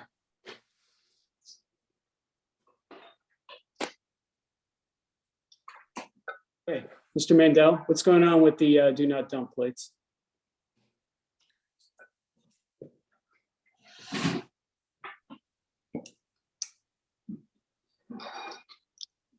I don't see him on. I see, he's Yeah. muted. It's at the bottom. Yep. We can, if if he's perhaps not on the call anymore, we can also follow up with him and. Yeah, we're going to continue. We'll give him 1, 2, 3. Mr. Mandel. Okay. I would entertain a motion to continue this request for your compliance for DEP file number 0061674. So moved. Thank you, Commissioner Sullivan, Aye. Commissioner Long. Aye. Commissioner Wilson, Aye, great site photos, thank you. Commissioner Conan, Aye. Commissioner Richmond, Aye. Commissioner Herbst, Aye. and I vote aye, that carries 7-0. Okay, Elena, administrative updates. Yes, administrative updates. So the first administrative update that I have is regarding the Curly Beach Community Center. So, excuse me, I seem to have gotten lost in my tabs. So staff issued an administrative approval for the project which was filed under DEP file number 0061745 to enable temporary occupancy and use of interior portions of the Community Curly Center and deck areas along the waterfront side of the building while a beach operations and maintenance plan is prepared and approved. The approval is granted, or was granted rather, with the understanding that the fencing that is currently there will be maintained per the attached plan at all times and also prevents the public from accessing the beach. The signage provided will be maintained and indicate that the beach is closed due to the piping plovers nesting. There will be staff training prior to opening for the City of Boston Center for Youth and Family staff. All fencing, signage, and training will be in place by June 9th prior to the proposed limited opening of the site, and that the operations and maintenance plan is submitted to the Conservation Commission by June 30th, 2023. And all of the relevant documents, including the letter and photos of the fencing and signage, are included in the Google Drive folder. And they have also been in touch with NHESP. Great. Okay, thank you. Great, thanks. And then the second administrative update that I have is that staff also issued an administrative approval. I'm so sorry, my tabs once again. We issued an administrative approval for the Red Bull cliff diving project, which was allowed last year by the commission, and it's located at 25 Harbor Shore Drive. It's a temporary installation, and we issued an administrative approval based on the revised plan that they provided, and the information on that project is also available in the Google Drive for your review. Okay, great, thank you. Anything else? Those are the two items. Okay, fantastic. Parker, may I ask a question? Yeah, sure. So I don't know if this happened while I was away, but has there been any progress on implementing the rest of the local wetlands ordinance? Oh, for drafting the regulations? Yeah. No, we don't have any updates on that. Can we get an update next meeting? So we are holding off on the process for now because let's see, I started about 2 months ago, and then we're also hoping to round out the Conservation Commission team. And so once we're able to have a little bit more capacity to start working on that again, then we'll be able to provide some updates. So currently it's on hold because of capacity issues. Yes. Sorry. Yeah, actually, yes, that's a concise update from us. Thank you. Thanks. Okay. Next item on the agenda is acceptance of the following orders of conditions. I am looking through quickly to make sure that Commissioner Long doesn't need to. Yep, looks like we can do this en masse. So looking for a motion to issue the following orders of conditions. DEP file number 0061941, Boston file number 2023-030.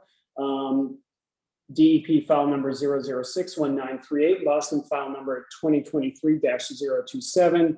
DEP file number 0061934, Boston file number 2023-022.